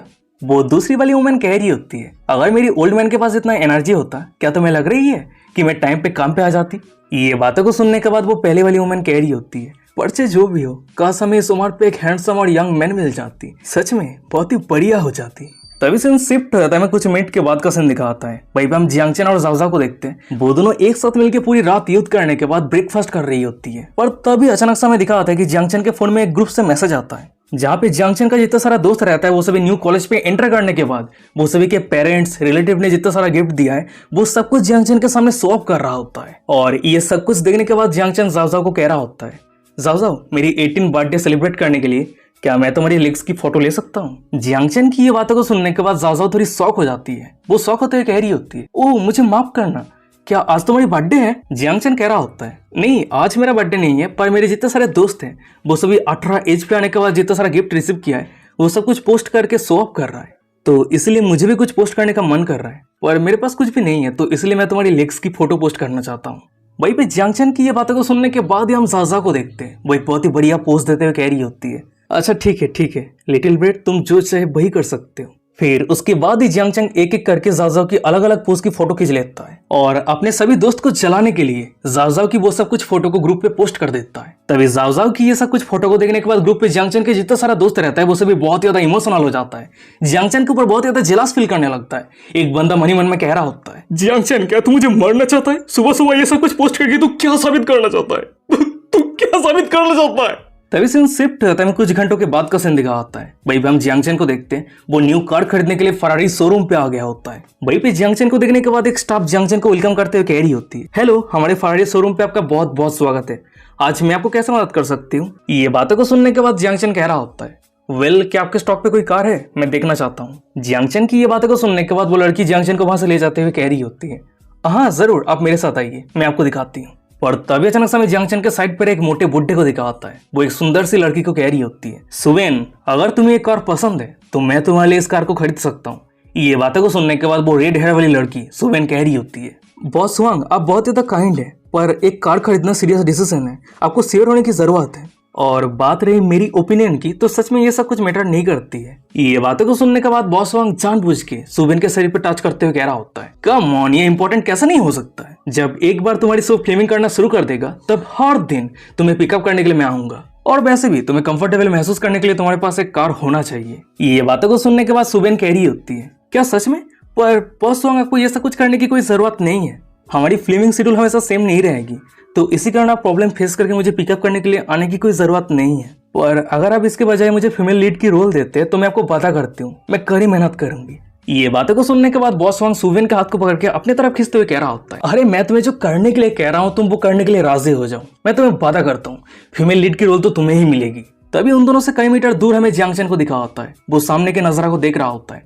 उन दोनों की ये सब कुछ बातों को सुनने के बाद मन ही मन में कह रहा होता है, मैं यहाँ पे कार देखने के लिए आया था, पर मैं ये उम्मीद नहीं किया था कि मुझे यहाँ पे इतना बढ़िया ड्रामा देखने को मिल जाएगा। पर अरे रुक जाओ, अगर मैं ठीक से याद करूं तो ये लड़की सुबिन कुछ सालों के अंदर बहुत ज्यादा फेमस एक्ट्रेस बनने वाली है। वैसे पुल पे खींची हुई उसकी एक फोटो बहुत ही ज्यादा फेमस हो गई थी और उस समय के बाद से उसकी करियर की ग्रोथ एकदम नेक्स्ट लेवल पे पहुंच गई थी। वो ये सब कुछ सोच ही रहा होता है, पर अचानक से हम सामने बैठे बॉस हुआंग को देखते हैं। वो सुबिन को कह रहा होता है, सुबिन चलो, अगर तुम्हें ये कार पसंद आई है तो इस कार को हम खरीद लेंगे, फिर उसके बाद हम दोनों एक साथ ड्रिंक करने के लिए जाएंगे, ठीक है। ये बातें को सुनने के बाद सुबिन कह रही होती है, बॉस हुआंग मेरी ओपिनियन सच में मैटर नहीं करती है, और सबसे बड़ी बात मीटिंग के लिए मुझे कंपनी पे जाना होगा। ये बातों को सुनने के बाद बॉस हुआंग बहुत ही ज्यादा गुस्सा हो जाता है। वो अपने शॉर्ट हाइट पे रहने के कारण बहुत ही मुश्किल के साथ सुबिन के फेस के करीब आते हुए अपने गंभीर आवाज में कह रहा होता है, तुम तो सिर्फ एक छोटी सी एक्ट्रेस हो जो अपने करियर को भी ठीक से शुरू नहीं किया है, तो इसीलिए अपनी किस्मत को ज्यादा मत आजमाओ, नहीं तो इसका परिणाम बहुत ज्यादा बुरा होने वाला है। अगर मैं तुम्हें जो करने के लिए कह रहा हूँ अगर तुम नहीं करती हो तो मैं तुम्हारी फिल्म पे कोई भी इन्वेस्टमेंट नहीं करूंगा। और सबसे बड़ी बात, तुम इस तरह के इनोसेंट एक्ट करना बंद करो। मैं बहुत ही लंबे समय से तुम्हारे साथ नाइस एक्ट कर रहा हूँ। अगर तुम अपने करियर पे आगे बढ़ना चाहती हो तो जल्दी से होटल पे जाके नहाने के बाद मेरे लिए इंतजार करो, नहीं तो तुम हमेशा हमेशा के लिए ब्लैक लिस्ट पे चले जाओगी। तुम्हें कभी भी आगे मूवी नहीं मिलेगी। बॉस हुआंग सभी के सामने सुबेन को लेकर ये सब कुछ बातें कर रहा है। ये सब कुछ देखने के बाद सुबेन बहुत ज्यादा एम्बेरस हो जाती है, पर फिर भी वो हिम्मत के साथ कह रही होती है, बॉस हुआंग आप मेरी फिल्म पे इन्वेस्ट करते हैं या फिर नहीं, ये सब कुछ मैटर नहीं करता, पर मेरी आंसर हमेशा सेम ही रहेगी। मैं आपके कंडीशन पे राजी नहीं हूँ, आगे आप जो चाहे वही कर सकते हैं। वो दोनों ये सब कुछ को लेकर बात कर ही रहा होता है, पर अचानक से हमें दिखा होता है कि दूसरी तरफ जियांगचन के सिस्टम पे डिंग करते हुए नोटिफिकेशन आता है, कंग्रेचुलेशन होस्ट, आपके लिए एक स्पेशल मिशन एक्टिवेट हो चुका है। मिशन यह है कि सुबेन को उसकी प्रॉब्लम से बाहर आने के लिए मदद करना होगा। उसके साथ ही साथ आपको सुबेन के साथ एक कॉन्ट्रैक्ट साइन करना है, और जब एक बार ये मिशन कंप्लीट हो जाएगा आपको एक स्पेशल रिवार्ड मिलेगा। वहीं पे सिस्टम की ये नोटिफिकेशन को देखने के बाद जियांगचन मन ही मन में कह रहा होता है, क्या सुबेन के साथ कॉन्ट्रैक्ट साइन करना है? पर देख के ऐसा लग रहा है कि कॉन्ट्रैक्ट साइन करने से पहले मुझे उसे दिखाना होगा कि मेरे पास बहुत सारे वेल्दी है। फिर उसके बाद ही वो ये सब कुछ सोचते हुए फरारी शोरूम के स्टाफ को कह रहा होता है, वैसे मैंने सुना है कि यहाँ पे फरारी परचेस करने के लिए कुछ कंडीशन फॉलो करने की जरूरत पड़ता है। ये बातों को सुनने के बाद वो स्टाफ कह रही होती है, हाँ आपने एकदम सही कहा, हमारी शोरूम पे फरारी की लिमिटेड एडिशन मॉडल है और ये परचेस करने के लिए आपके पास क्रेडिट चेक होना चाहिए। उसके साथ ही साथ हमारे शोरूम से आपको 5 कार खरीदना होगा, तब जाके आप हमारे शोरूम के एस्टेब्लिश क्लाइंट बन पाएंगे। उस लड़की की ये सब कुछ एक्सप्लेनेशन को सुनने के बाद जियांगचन थोड़ा परेशान होते हुए कह रहा होता है, तो आप कहना चाहती है कि मैं फरारी के लिमिटेड एडिशन मॉडल को खरीदने के लिए क्वालिफाइड नहीं हूँ? ये बातों को सुनने के बाद वो स्टाफ कह रही होती है, वेल अगर आप ये फरारी को खरीदना चाहते हैं तो ये पूरी तरीके से इम्पॉसिबल नहीं है, क्योंकि वेटिंग लिस्ट बहुत ज़्यादा लंबा होता है और कुछ समय ऑर्डर तो टाइम पे डिलीवरी नहीं हो पाता है। इस तरह की सिचुएशन पे एक स्लॉट ओपन हो जाता है, आप डाउन पेमेंट करके इस स्लॉट को बुक कर सकते हैं, पर इस पे आपको थोड़ा बहुत ज्यादा पेमेंट करने की जरूरत है। क्या ये आपके लिए सही है? ये बातों को सुनने के बाद जियांगचन कह रहा होता है, अच्छा ठीक है, अगर मुझे कार मिल जाता है तो मैं फुल पेमेंट कर दूंगा। जियांगचन की ये बातों को सुनने के बाद वो स्टाफ बहुत ही ज्यादा शॉक हो जाती है। शॉक होते कह रहे थे कि क्या फुल पेमेंट? फिर उसके बाद ही वो मन ही मन में कह रही होती है, क्या इस बंदे को कोई आइडिया है कि इस कार का प्राइस कितना है? और वही दूसरी तरफ हमें बॉस हुआंग को दिखाता है। जियांगचन की बातों को सुनने के बाद वो भी शॉक हो जाता है, मन ही मन में कह रहा होता है, ये बंदा कौन से फैमिली के यंग मास्टर है जो इतना कैजुअली इतना सारा पैसा खर्चा कर रहा है? वैसे मैं देखना चाहता हूँ कि वो सच में कार को खरीद रहा है या फिर सिर्फ बड़ी बड़ी बातें कर रहा है। तभी उसी के साइड पे हमें सुवेन को दिखाती है, वो भी जियांगचन की बातों को सुनने के बाद थोड़ी शॉक हो जाती है, मन ही मन में कह रही होती है, यहाँ तक कि बॉस हुआंग को भी इतने हाई प्राइस के कार खरीदने के लिए दोबारा सोचने की जरूरत पड़ता है, पर ये बंदा फरारी के लिमिटेड एडिशन मॉडल को खरीदने के लिए फुल पेमेंट पे करके खरीदना चाहता है। वो ये सब कुछ सोच ही रही होती है, पर तभी हम साइड पर स्टाफ को देखते हैं। वो जियांगचन को कह रही होती है, सर फरारी की प्राइस और कस्टमाइजेशन को लेके आपको टोटल 50 मिलियन युआन पे करना होगा। उसकी ये बातों को सुनने के बाद जियांगचन पोलाइटली स्माइल करते हुए कह रहा होता है, अच्छा ठीक है, कोई दिक्कत नहीं है। वहीं पे जियांगचन की ये बातों को सुनने के बाद वो स्टाफ वहां से जाते हुए कह रही होती है, सर प्लीज आप कुछ सेकंड इंतजार कीजिए, मैं अभी मैनेजर को बुला के लाती हूँ। तभी सीन शिफ्ट होता है, कुछ सेकंड के बाद का सीन दिखा होता है। वहीं पे जियांगचन से मिलने के लिए उस शोरूम के मैनेजर आ गया होता है। उसके साथ ही साथ उस जगह पे यंग मास्टर क्यून फैन भी आया होता है, जो जियांगचन से एक ऑक्शन हाउस पे मिला था। वो जियांगचन को हाई करते हुए कह रहा होता है, मैंने सुना है कि कोई फुल पेमेंट करके फरारी को खरीदना चाहता है, तो इसलिए मैं यहाँ पे देखने के लिए आ गया। और मैंने ये उम्मीद नहीं किया था कि ये ब्रदर जियांग होगा। ब्रदर जियांग, हम फिर से मिल चुके हैं। ये बातों को सुनने के बाद जियांगचन कह रहा होता है, वेल मैं सेनेगा सिटी पे अभी आया हूँ और बिना कार के घूमना मुझे थोड़ा अनकंफर्टेबल फील हो रहा है, तो इसलिए मैंने सोचा कि मैं कैजुअली एक कार खरीद लेता हूँ। जियांगचन की ये बातों को सुनने के बाद क्यून फैन शॉक होते हुए कह रहा होता है, कम ऑन ब्रो, तुम इसे कैजुअली कह रहे हो? और तभी साइड पर उस शोरूम के मैनेजर कह रहा होता है, यंग मास्टर क्यून, क्या वो आपके फ्रेंड है? ये बातों को सुनने के बाद क्यून फैन जियांगचन को इंट्रोड्यूस करवाते हुए कह रहा होता है, ये ब्रदर जियांगचन है, मैंने उससे कल ही मिला है। वैसे क्या तुम उसकी रिस्ट पे वॉच को देख रहे हो? ये कल के ऑक्शन पे 18 मिलियन युआन पे बिका है। ओल्ड वांग, तुम बहुत ही तलाकी हो, तुम्हें एक बहुत ही बढ़िया कस्टमर मिला है। क्यून फैन की ये बातों को सुनने के बाद उस शोरूम के मैनेजर जियांगचन की तरफ गौर से देखते हुए मन में कह रहा होता है, ये जेंटलमैन सच में बहुत ही ज्यादा रिच है। फिर उसके बाद ही वो जियांगचन के साथ हैंडशेक करते हुए कह रहा होता है, हेलो मिस्टर जियांग, हमारे ब्रांड को चूज करने के लिए आपका बहुत बहुत शुक्रिया। क्रेडिट चेक करना तो सिर्फ एक फॉर्मेलिटीज है, और वैसे भी आप अगर वॉच खरीदने के लिए 18 मिलियन युआन पे कर सकते तो कार खरीदना आपके लिए कोई बड़ी बात नहीं होगा। तो इसलिए आप चिंता मत करना, आपके लिए रजिस्ट्रेशन प्रोसेस मैं अभी शुरू करता हूँ। वो सभी ये सब कुछ को लेकर बात कर ही रहा होता है, पर तभी हम साइड पे रहे सुबेन को देखते। वो ये सब कुछ बातों को सुन रही होती है, मन में कह रही होती है, उसने कल 18 मिलियन का वॉच खरीदा है और आज 50 मिलियन का कार खरीदने के लिए आ गया।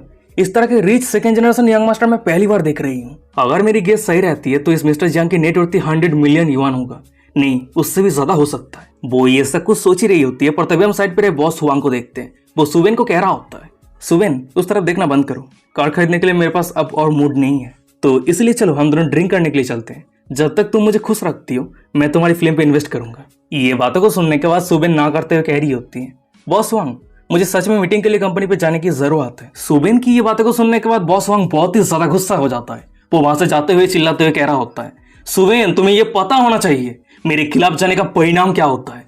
तुम सिर्फ इंतजार करो, मैं तुम्हारी एक्टिंग करियर को पूरी तरीके से डिस्ट्रॉय कर दूंगा। तभी बॉस वांग के वहां से जाने के बाद हमें दिखा था कि अचानक से सुबेन के पीछे से कोई उसे बुलाते हुए कह रहा होता है, मिस सुबेन। ये बातों को सुनने के बाद सुबेन जब पीछे मुड़कर देखती है तो हमें दिखा आता है कि उसे बुलाने वाला कोई और नहीं बल्कि जियांगचन रहता है। वो सुबेन को कह रहा होता है, मिस सुबेन मेरा नाम जियांगचन है और मैंने अभी भी आप दोनों की बातचीत को सुना है और मुझे ये भी पता चला है कि उस इन्वेस्टर के साथ आपकी जो डील है वो फेल्ड हो चुकी है, पर अब चिंता मत करना, वो अगर इन्वेस्ट नहीं करता है तो मैं करूंगा। जियांगचन की ये बातों को सुनने के बाद सुबेन बहुत ही ज्यादा शॉक हो जाती है। वो शॉक होते हुए कह रही होती है, क्या आप इन्वेस्ट करेंगे, क्या ये सच है? फिर उसके बाद ही वो मन में कह रही होती है, ये आदमी बॉस वांग से पूरी तरीके से अलग है। वैसे बॉस वांग अब जब मेरी फिल्म पे इन्वेस्ट नहीं करना चाहता है तो जब मैं कंपनी पे लौट के जाऊंगी तब उस समय कंपनी को एक्सप्लेन करना थोड़ी डिफिकल्ट हो सकती है, और मैं सच में मेरे करियर के लिए उसके साथ बिस्तर पे नहीं सोना चाहती हूँ। वो ये सब कुछ सोच ही रही होती है, तभी जियांगचन कह रहा होता है, वेल आज मैं थोड़ा बिजी हूँ तो इन्वेस्टमेंट को लेकर हम कल बात करते हैं। ये बातों को सुनने के बाद सुबेन बहुत ही ज्यादा खुश हो जाती है। वो स्माइल करते हुए कह रही होती है, अच्छा ठीक है मिस्टर जियांग, कोई दिक्कत नहीं है, मैं आपके मैसेज के लिए इंतजार करूंगी।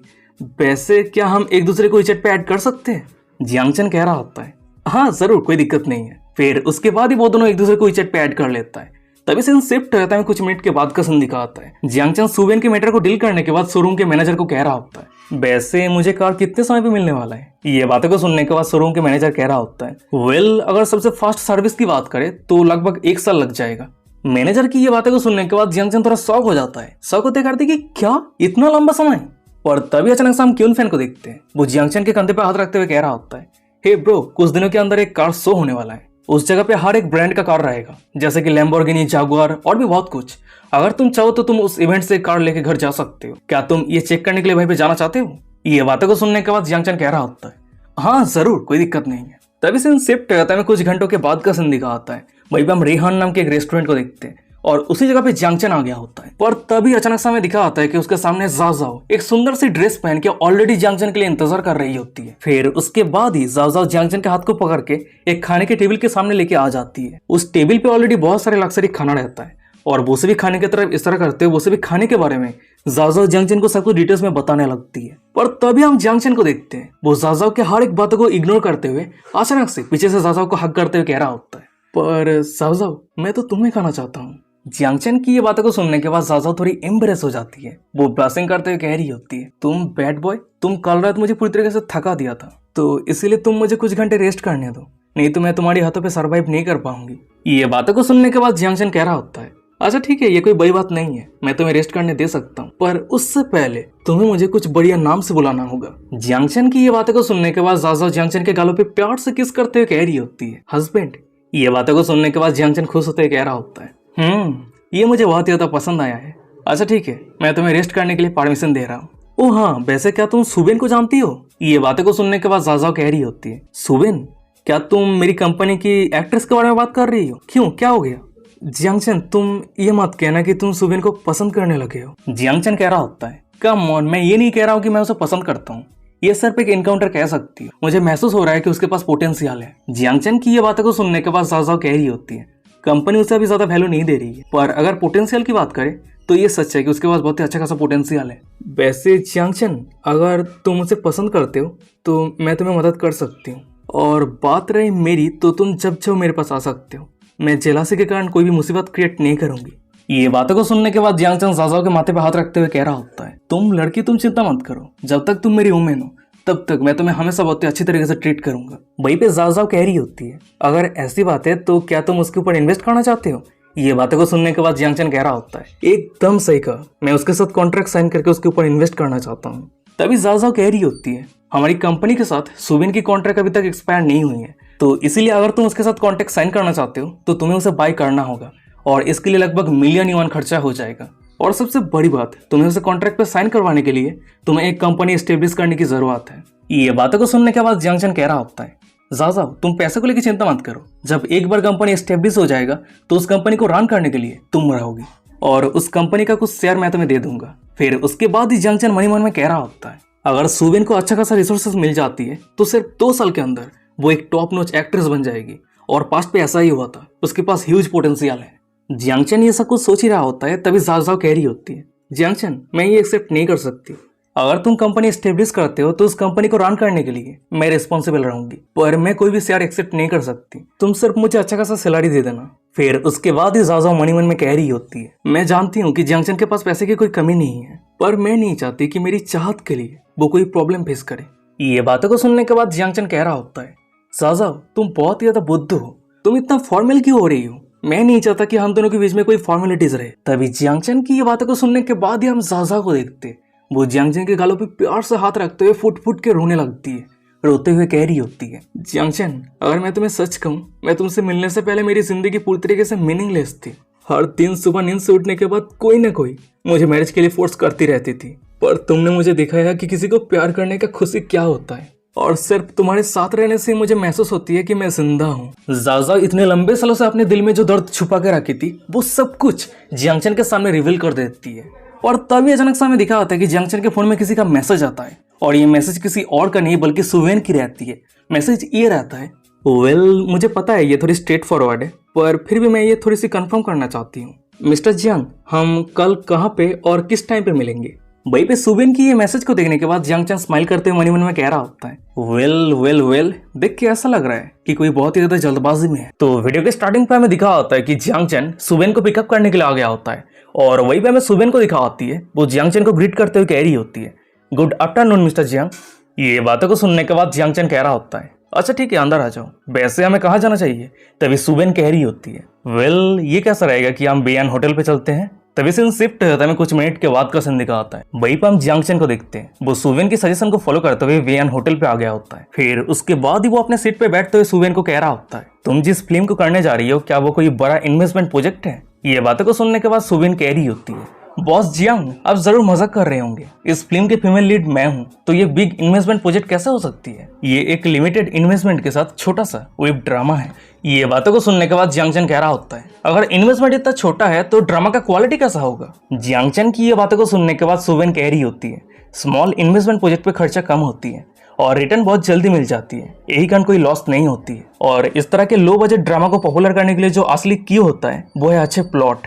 तो इसलिए मुझे महसूस हो रही है कि मैं जिस ड्रामा को करने जा रही हूँ उसकी पोटेंशियल बहुत ही ज्यादा हाई है।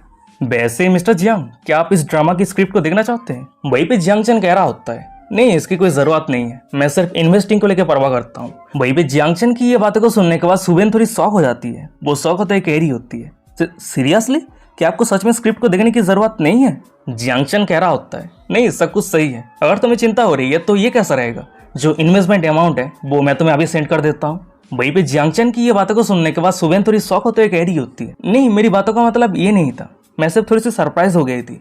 फिर उसके बाद वो मन में कह रही होती है, मैं पिछले कई सालों से फिल्म इंडस्ट्री पे काम कर रही हूँ, पर इस तरह के इन्वेस्टर मैं पहली बार देख रही हूँ। वो ये सब कुछ सोच ही रही होती है, पर तभी अचानक से जियांगचन कह रहा होता है, मैं तुम्हारी प्रोजेक्ट पे इन्वेस्ट करूंगा, पर मेरे पास एक कंडीशन है, तुम्हें मेरी कंपनी पे आर्टिस्ट के तौर पे कॉन्ट्रैक्ट साइन करना होगा। वहीं पे जियांगचन की ये बातें को सुनने के बाद सुवेन थोड़ी सरप्राइज्ड हो जाती है, वो सरप्राइज होते हुए कह रही होती है, आप मेरे साथ कॉन्ट्रैक्ट साइन करना चाहते हैं? पर मैं तो सिर्फ एक छोटी सी एक्ट्रेस हूँ, मेरी कोई पॉपुलैरिटी नहीं है। तभी जियांगचन कह रहा होता है, ये कोई दिक्कत वाली बात नहीं है। वहीं पे जियांगचन की ये बातें को सुनने के बाद सुवेन मन में कह रही होती है, मैं कोई बुद्धू नहीं हूँ। इस दुनिया पे कोई भी नहीं है जो बिना रीजन के मुझे प्रमोट करवाएगी। अगर मैं मिस्टर जियांग के कंडीशन पे राजी हो जाती हूँ तो इसका मतलब ये है कि उसके साथ मुझे बिस्तर पे सोना होगा। वैसे मिस्टर जियांग बहुत ज्यादा हैंडसम है। अगर उसके जैसा एक हॉटी मेरे साथ सोना चाहती है और मेरी फिल्म के ऊपर इन्वेस्ट भी करना चाहता है तो यहाँ पे मेरे लिए कोई भी लॉस नहीं रहेगी। फिर उसके बाद ही वो ये सब कुछ सोचते हुए जियांग चेन को कह रही होती है, मिस्टर जियांग, क्या आपके पास कोई भी एंटरटेनमेंट कंपनी है? ये बातों को सुनने के बाद जियांग चेन कह रहा होता है, वेल अभी तो नहीं है, पर अगर तुम मेरी कंडीशन पे राजी हो जाती हो तो बहुत जल्द एक कंपनी स्टेब्लिश हो जाएगा। वैसे जाओ जाओ कह रही थी कि उसकी फैमिली की एंटरटेनमेंट कंपनी पे तुम्हें ज्यादा वैल्यू नहीं दिया जाता है, पर तुम चिंता मत करो, अगर तुम मेरे कंपनी पे साइन करती हो तो जो पेनल्टी है वो मैं ही पे करूंगा। उसके साथ ही साथ अगले कुछ सालों तक मेरे कंपनी का पूरा फोकस तुम्हारी करियर के ग्रोथ के ऊपर रहेगा। वहीं पे जियांग चेन की ये सब कुछ बातों को सुनने के बाद सुबेन बहुत ही ज्यादा खुश हो जाती है। वो खुश होते कह रही होती है, बॉस आप मेरे ऊपर इतना अमाउंट इन्वेस्ट करने जा रहे हैं तो क्या आपके पास कोई स्पेशल कंडीशन है? पर तभी अचानक से हमें दिखा आता है कि जियांग चेन के सिस्टम पे डिंग करते हुए नोटिफिकेशन आता है, कंग्रेचुलेशन होस्ट, सुबेन की होस्ट के ऊपर प्रोबेबिलिटी बढ़ के 50% हो चुकी है। वहीं पे सिस्टम की ये नोटिफिकेशन को देखने के बाद जियांग चेन मन ही मन में कह रहा होता है, मेरे ऊपर उसकी प्रोबेबिलिटी 50% का मतलब ये है कि हम दोनों अभी फ्रेंड जोन पे हैं, तो इसलिए अगर मैं ज्यादा कुछ डिमांड करता हूँ तो ये फोर्स करने के जैसा हो जाएगा और वो राजी नहीं होगी। फिर उसके बाद ही वो ये सब कुछ सोचते हुए सुबेन को कह रहा होता है, चिंता मत करो, जब तक तुम मेरे कंपनी पर आर्टिस्ट बन के रहोगी तब तक मैं तुमसे कोई भी इम्प्रॉपर कॉन्टेक्ट साइन नहीं करवाऊंगा। वहीं पे जियांग चेन की ये बातों को सुनने के बाद सुबेन बहुत ज्यादा एक्साइटेड हो जाती है, खुश हो जाती है। वो खुश होते हुए मन ही मन में कह रही होती है, क्या आजकल के जमाने में इतना बढ़िया कंपनी एग्जिस्ट करता है? मुझे कॉन्ट्रैक्ट साइन करने के लिए हेजिटेट करने की कोई जरूरत ही नहीं है। फिर उसके बाद ही वो ये सब कुछ सोचते हुए जियांग चेन को कह रही होती है, मिस्टर जियांग, मैं आपके कंपनी पे साइन करने के लिए राजी हूँ। वैसे क्या मैं आपसे आपको बॉस जियांग करके बुला सकती हूँ? फिर उसके बाद ही हमें दिखा आता है कि अचानक से जियांग चेन के सिस्टम पे डिंग करते हुए नोटिफिकेशन आता है, कंग्रेचुलेशन होस्ट, सुबेन की होस्ट के ऊपर प्रोबेबिलिटी बढ़ के 60% हो चुकी है। तभी जियांग चेन कह रहा होता है, क्या बॉस, ये शब्द सुनने में थोड़ा अजीब लग रहा है, ये कैसा रहेगा कि तुम मुझे बिग ब्रदर करके बुलाओ? वहीं पे सुबेन कह रही होती है, क्या बिग ब्रदर, आपके उम्र कितना है? जियांग चेन कह रहा होता है, वेल 20 साल शायद। वहीं पे जियांग चेन की ये बातें को सुनने के बाद सुबेन कह रही होती है, क्या 20 साल? पर वो सभी तो कह रहा था कि आप फर्स्ट ईयर यूनिवर्सिटी स्टूडेंट है और एक फर्स्ट ईयर यूनिवर्सिटी स्टूडेंट का उम्र 18 साल होना चाहिए, तो 20 साल कैसे हो गया? सुबेन की ये बातें को सुनने के बाद जियांग चेन स्माइल करते हुए कह रहा होता है, ओ तो तुम एज की बात कर रही थी, मैं तो 20 सेंटीमीटर का बात कर रहा था। वहीं पे जियांग चेन की ये बातें को सुनने के बाद सुबेन बहुत ज्यादा एम्बेरस हो जाती है। तभी सीन शिफ्ट हो जाता है, कुछ मिनट के बाद का सीन दिखा आता है। वहीं पे हम सुबेन को देखते वो खाना खाते हुए कह रही होती है, बॉस आपकी ये मदद के लिए बहुत बहुत शुक्रिया। ये बातें को सुनने के बाद जियांग चेन कह रहा होता है, अगर तुम मुझे ग्रेटिट्यूड दिखाना चाहती हो तो तुम तुम्हारी फोकस एक्टिंग के ऊपर रखो। जब तुम एक बार हिट हो जाओगी तब उस समय मेरा जो इन्वेस्टमेंट है वो ऑटोमेटिकली रिटर्न आ जाएगा। जियांग चेन की ये बातें को सुनने के बाद सुबेन कह रही होती है, बॉस अब चिंता मत करना, मैं जरूर बहुत ही अच्छी तरीके से परफॉर्म करूंगी। पर तभी अचानक समय दिखा आता है कि जियांग चेन के सिस्टम पे डिंग करते हुए नोटिफिकेशन आता है, कंग्रेचुलेशन होस्ट, सुबेन आपके साथ कॉन्ट्रैक्ट साइन किया है जिसके कारण आपको रिवॉर्ड के तौर पे हेयंग इन्वेस्टमेंट कंपनी के 20% शेयर मिलता है। आपके सिस्टम पे जितना सारा पैसा है वो सब कुछ आप हेयंग इन्वेस्टमेंट कंपनी के थ्रू निकाल सकते हैं और इस तरीके से कोई संदेह नहीं करेगा कि होस्ट का पैसा कहाँ से आ रहा है। वैसे होस्ट, मैं आपको याद करवा देना चाहता हूँ कि आप अपने डॉक्यूमेंट्स को चेक करने के लिए हेयंग इन्वेस्टमेंट कंपनी के हेडक्वार्टर पे विजिट करना। वहीं पे विजिट करने के बाद सिस्टम आपको एक बहुत ही बढ़िया रिवॉर्ड भी देगा। तभी सिस्टम की ये सब कुछ नोटिफिकेशन को देखने के बाद जियांग चेन मन ही मन में कह रहा होता है, सच में ये सिस्टम बहुत ही ज्यादा सोच विचार वाले है। अब मैं दूसरे को एक्सप्लेन कर सकता हूँ कि मेरे पास अचानक से इतना वेल्दी कैसे आ गया। वैसे देख के ऐसा लग रहा है कि अब समय आ चुका है कि मॉम और डैड को बताना चाहिए कि उन दोनों के चाइल्ड अब बहुत ज्यादा वेल्दी बन चुका है। जियांग चेन अपने डैड को कॉल करने के बारे में सोच ही रहा होता है, पर अचानक से उसे कोई कॉल करता है। वो अपने फोन को उठाते हुए कह रहा होता है, हाँ डैड क्या हुआ है? वही फोन के दूसरी तरफ से जियांग चेन का डैड कह रहा होता है, बच्चे इन्वेस्टमेंट करने के लिए तुम्हारा नजर बहुत ही बढ़िया है। ये हेयंग इन्वेस्टमेंट कंपनी कुछ ही सालों के अंदर बहुत ही बढ़िया मेजर कंपनी बन चुका है, तो तुम जरूर बहुत अच्छा खासा प्रॉफिट भी कमाया होगा, है ना? वहीं पे अपनी डैड की ये बातों को सुनने के बाद जियांग चेन कह रहा होता है, वेल मेरा मंथली प्रॉफिट 6 लाख युआन है। वैसे मैंने ये खुद उम्मीद नहीं किया था। तभी जियांग चेन की ये बातें को सुनने के बाद फोन के दूसरी तरफ उसकी मॉम खुश होते हुए कह रही होती है, 6 लाख युआन, तो इसका मतलब सालों का इनकम 7 मिलियन युआन है। हनी, तुम्हारे सॉन ने तुम्हें पूरी तरीके से सरपास कर दिया है। ये बातों को सुनने के बाद जियांग चेन का डैड खुश होते हुए कह रहा होता है, वेल वो बच्चा थोड़ा बहुत लाकी है और ज्यादा कुछ भी नहीं। तभी जियांग चेन का मॉम कह रही होती है, कम ऑन, प्रिटेंड करना बंद करो। अभी भी कौन था जो अपने फ्रेंड को कॉल करके शो ऑफ कर रहा था कि किसी का सॉन बहुत ज्यादा सक्सेसफुल हो चुका है? वो दोनों मॉम डैड ये सब कुछ लेकर बात कर रहा होता है, पर तभी फोन के दूसरी तरफ से जियांग चेन कह रहा होता है, ओ हाँ मॉम डैड, क्या आप दोनों को कोई गिफ्ट चाहिए? जब मैं वापस लौट जाऊंगा तब उस समय लेके जाऊंगा। जियांग चेन की ये बातों को सुनने के बाद उसका डैड कह रहा होता है, नहीं इसकी कोई जरूरत नहीं है, तुम हम दोनों को लेके सोच रहे हो, यही हम दोनों के लिए काफी है। पर हाँ, एक बात हमेशा याद रखना, हमेशा हम्बल रहने का कोशिश करना, क्योंकि अभी सिर्फ तुम्हारी जिंदगी की शुरुआत है। क्या तुम समझ पा रहे हो कि मैं तुम्हें क्या कहने का कोशिश कर रहा हूँ? ये बातों को सुनने के बाद जियांगचन कह रहा होता है, अच्छा ठीक है डैड, मैं समझ चुका हूँ, मैं आपकी बातों को सुनूंगा। फिर उसके बाद ही जियांगचन अपने डैड के साथ बात करना खत्म करने के बाद सुबेन को कह रहा होता है, सुबेन क्या तुम शॉपिंग करने के लिए मेरे साथ दे सकती हो? ये बातों को सुनने के बाद सुबेन कह रही होती है, अच्छा ठीक है, कोई दिक्कत नहीं है, पर हम कहाँ जाने वाले हैं? ये कैसा रहेगा कि हम शॉपिंग सेंटर पे चलते हैं? तभी सीन शिफ्ट रहता है, कुछ मिनट के बाद का सीन दिखा आता है। वहीं पे हम जियांगचन को देखते हैं, वो अपने मॉम के लिए वॉच खरीदने के लिए सुबेन को लेकर शॉपिंग सेंटर पे आ गया होता है। वहीं पे सुबेन सामने की नजारा को देखते हुए मन में कह रही होती है, मैं सोच रही थी कि हम ऐसी जगह पे जाने वाले हैं जहाँ पे वॉच का मैक्सिमम प्राइस 10,000 युआन होने वाला है, पर मैं ये उम्मीद नहीं कर पाई थी कि हम ऐसी जगह पे आ जाएंगे जहाँ पे एक वॉच का स्टार्टिंग प्राइस ही 2 लाख युआन से शुरू होता है। सच में रिच लोगों की कैजुअल शॉपिंग बहुत ज्यादा अलग होता है। फिर उसके बाद ही वो दोनों स्टोर के अंदर एंटर कर जाता है, पर तभी अचानक से सुबेन की नजर सामने एक लड़की की तरफ जाती है। वो उस लड़की को देखने के बाद कह रही होती है, ओह सिनियर लिन, क्या कोइंसिडेंट है, मैं उम्मीद नहीं कर पाई थी कि हम दोनों की मुलाकात यहीं पे हो जाएगी। ये बातों को सुनने के बाद सिनियर लिन कह रही होती है, क्या तुम भी यहाँ पे वॉच खरीदने के लिए आई हो? वहीं पे सुबेन कह रही होती है, मेरी एक दोस्त है, वो वॉच खरीदने के लिए आया है और मैं सिर्फ उसके साथ देने के लिए आई हूँ। फिर उसके बाद ही सुबेन मन में कह रही होती है, शायद अभी मिस्टर जियांग को पब्लिक पे वॉच करके बुलाना सही नहीं रहेगा। वो ये सब कुछ सोच ही रही होती है, तभी सीनियर लिन मन में कह रही होती है, सुबेन के साइड पे जो बंदा है वो बहुत ज्यादा हैंडसम है, पर फिल्म इंडस्ट्री पे हैंडसम बंदे का कोई कमी नहीं है, लोग बिल्कुल भी मैटर नहीं करता, जो सबसे ज्यादा इंपॉर्टेंट है वो है वेल्दी, पैसा। वैसे यही कारण में दिखा आता है कि सिनियर लो पैसे के कारण इतनी अंधी हो चुकी है कि वो पूरी तरीके से भूल चुकी है कि आज बेड पे वो जिसके साथ रात बिताने वाली है उसकी उम्र उसके ग्रैंडफादर से भी ज्यादा है। और तभी अचानक से जियांगचन जब अपने फ्रेंडली स्कैनर को यूज करते हुए सीनियर लिन के प्रोफाइल को चेक करता है तो हमें दिखाया जाता है, नाम Lin Ru, age 27, height 165 centimetre, appearance 90, body count 78।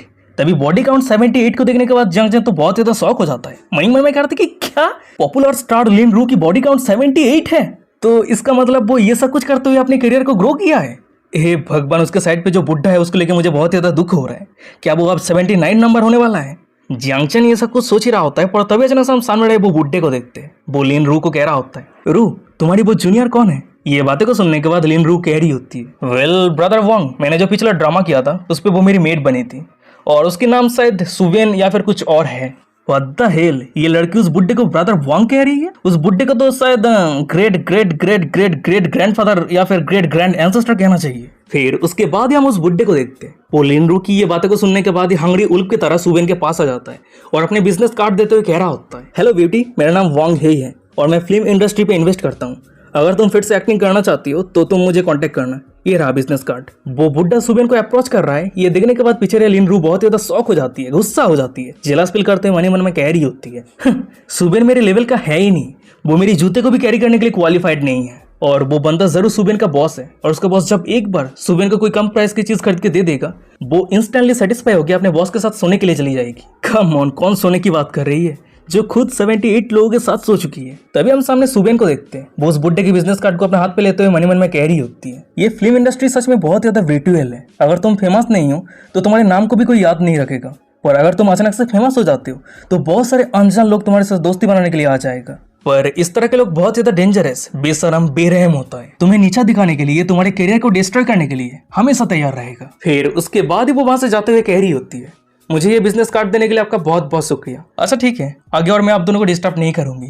फिर उसके बाद वो वहां से चली जाती है और जियांगचन को वॉच खरीदने के लिए मदद कर रही होती है। वहीं पे हम जियांगचन को देखते हैं, वो स्टोर के एक सर्विस बंदे को कह रहा होता है, क्या तुम सभी के पास वुमेन के लिए बहुत ही बढ़िया वॉच है जिसका प्राइस 5 लाख युआन से ज्यादा हो, और हाँ, मुझे चीप प्रोडक्ट दिखाने का कोई जरूरत नहीं है।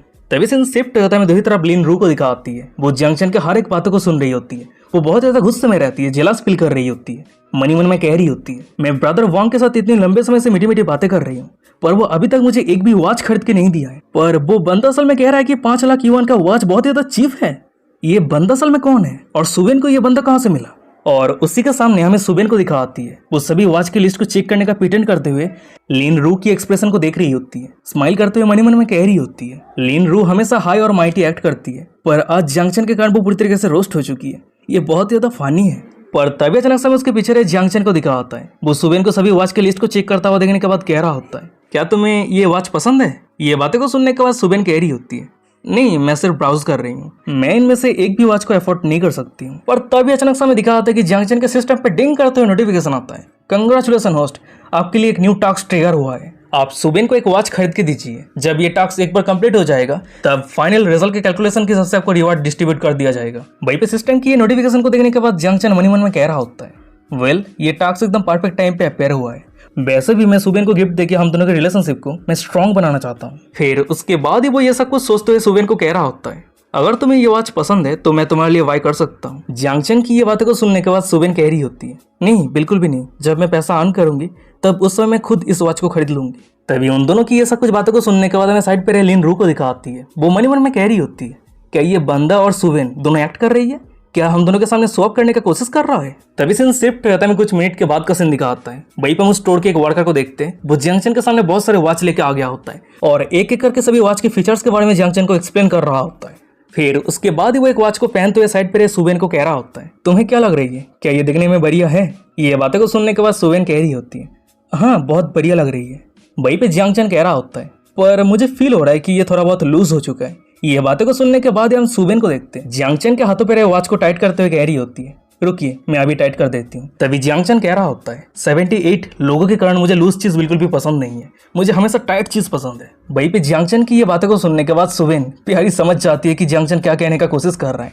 यही कारण वो बहुत ज्यादा एम्बेरस हो जाती है। मनी मन में कह रही होती है, उसने अभी अभी जो कहा ये सुनने में बहुत ज्यादा सिंपल लग रही है पर इसका बहुत ज्यादा डीप मीनिंग है। वैसे उसका उम्र सिर्फ 18 साल है तो उसके बातों का क्या डीप मीनिंग हो सकता है? क्या मैं कुछ ज्यादा ही सोच रही हूँ? फिर उसके बाद हमें दिखा आता है कि जंक्शन के सिस्टम पे डिंग करते हुए नोटिफिकेशन आता है, कंग्रेचुलेसन होस्ट, सुबेन की होस्ट के ऊपर फेवरेटिव बढ़ के 70% हो चुकी है। वहीं पे सिस्टम की नोटिफिकेशन को देखने के बाद जंक्शन मनी मन में कह रहा होता है, मेरे ऊपर उसकी फेवरेटिव अचानक से इंक्रीज कैसे हो गई?